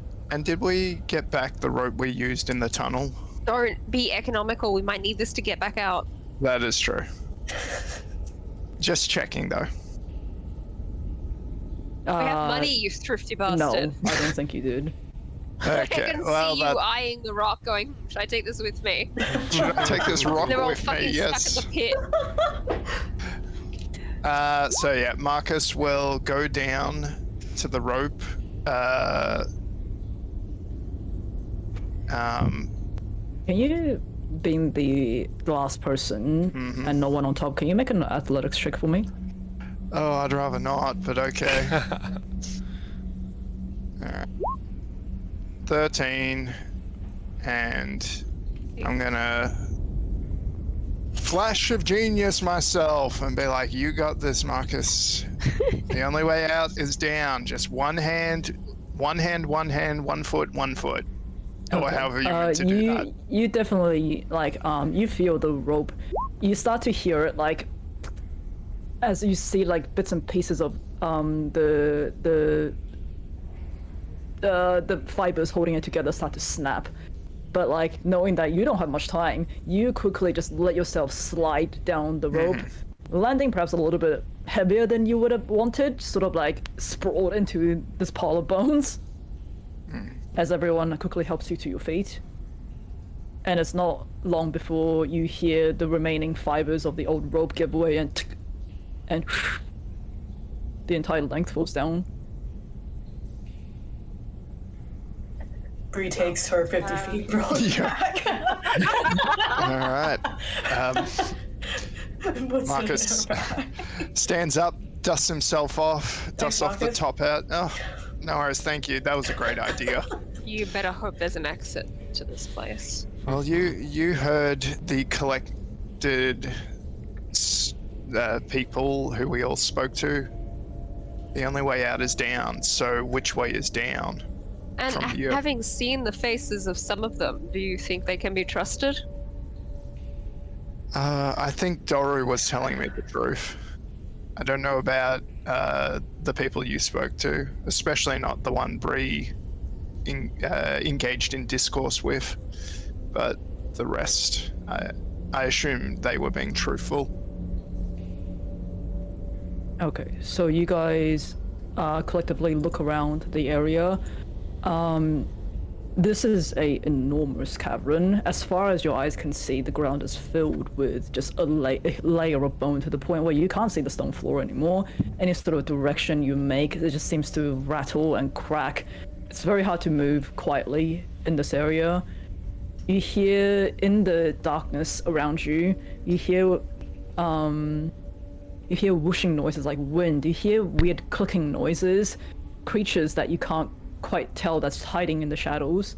And the sense that you feel is different to, the first layer of the dungeon, the second layer. It almost seems like the environment here has further distorted that line between the material plane and the realm of the dead, and this is home to creatures unknown. And with that, we will finish the session here. Ooh, spooky session. And it's even boy, more I'm glad we spooky. short rested. This is this is the I told you this was a huge ass dungeon. I know, and they were like, no, if Bree's like, no, I'll tough it out with my 3 hit points. Oh, yeah. With the healing you guys gave me, I was at 36. Oh, nice. You guys you're almost up to full health now, can't you? I'm back to full health with my Yeah, I think you guys will short be okay. rest. So it's just two or three extra dice, and I was. Yeah, you guys healed me good. Yeah, and I think you guys all still have a lot of hit dice left if you do need to take another short rest, but depends on whether or not you can take it down here. Yay. Yeah. I guess we'll find out. It'd probably I have guess to. we will. Oh wait, so my health. Is there a way to write how much I've lost?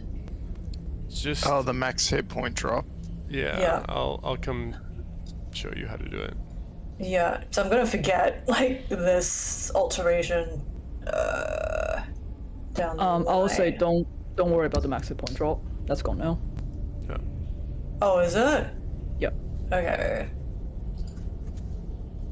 You So say you're so. fine. All right. Okay. And with that, we will conclude this session, and we'll come back in a fortnight's time to tackle what is hopefully the very last part of this very, very big dungeon. Fingers crossed. Yay. We're running out of ropes. We're running out of ropes. Yeah. You're bleeding us Yay. of our ropes. Nobody died, kind of. Yeah, I'm not sure. Like, I really think we should take her to a legitimate doctor to just get that all checked out. I don't know if it was the Huntress Fanes thing or Bree's just weird whatever it is she's related to that made her not die, but very creepy. Even with all the rolls I did, I'm like, Yeah, man, It you wanted like to this thing wanted to happen. kill you. Seriously, I was like, what the fuck? It's so bad. Those all were these not rolls. good rolls. Yeah. So it's. It was like, I'm out. Just let me die. Yeah, I'm like, that's cool. It was meant to do it. That was extremely unlucky. We need to exercise whatever is bringing down your fortunes. Need to find a church. God. I will say, like, oh wait, shit, I forgot to add this. Nah, never mind. Yeah, never mind. Yeah, never mind. mind. Now what? you feel like, you know, you probably could have rolled better if it wasn't for this weird spat of bad luck you've been having. Yeah. Maybe. Well, I'm I glad it's guess. like the month of Strahd. We get to progress the story. Yeah. Month of Strahd. Still in this freaking hill. God. Finally get out of this dungeon. Yeah. Christ. And I This dungeon's so big. just realized at the end of the month we'll have our 50th session. Hey! Oh man. Day. What could possibly happen then? This campaign has almost 2 years, we 3 gonna, years? What are we on now? We're on 3. We started We're on year 3. Did we start 2019 or 2020? Are we gonna wear We started in costumes? Panini Man in 2020. We did. 2020. 2020, yeah, it It's was been penny. almost 3 years. Jesus Christ. Yeah. We're still going strong. Yeah! To another 3! Nobody has Hey! died yet. Level 14!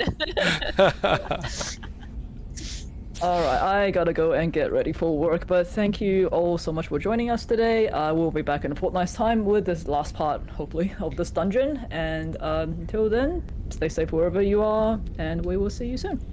Night, everybody. Bye. Good night. Bye!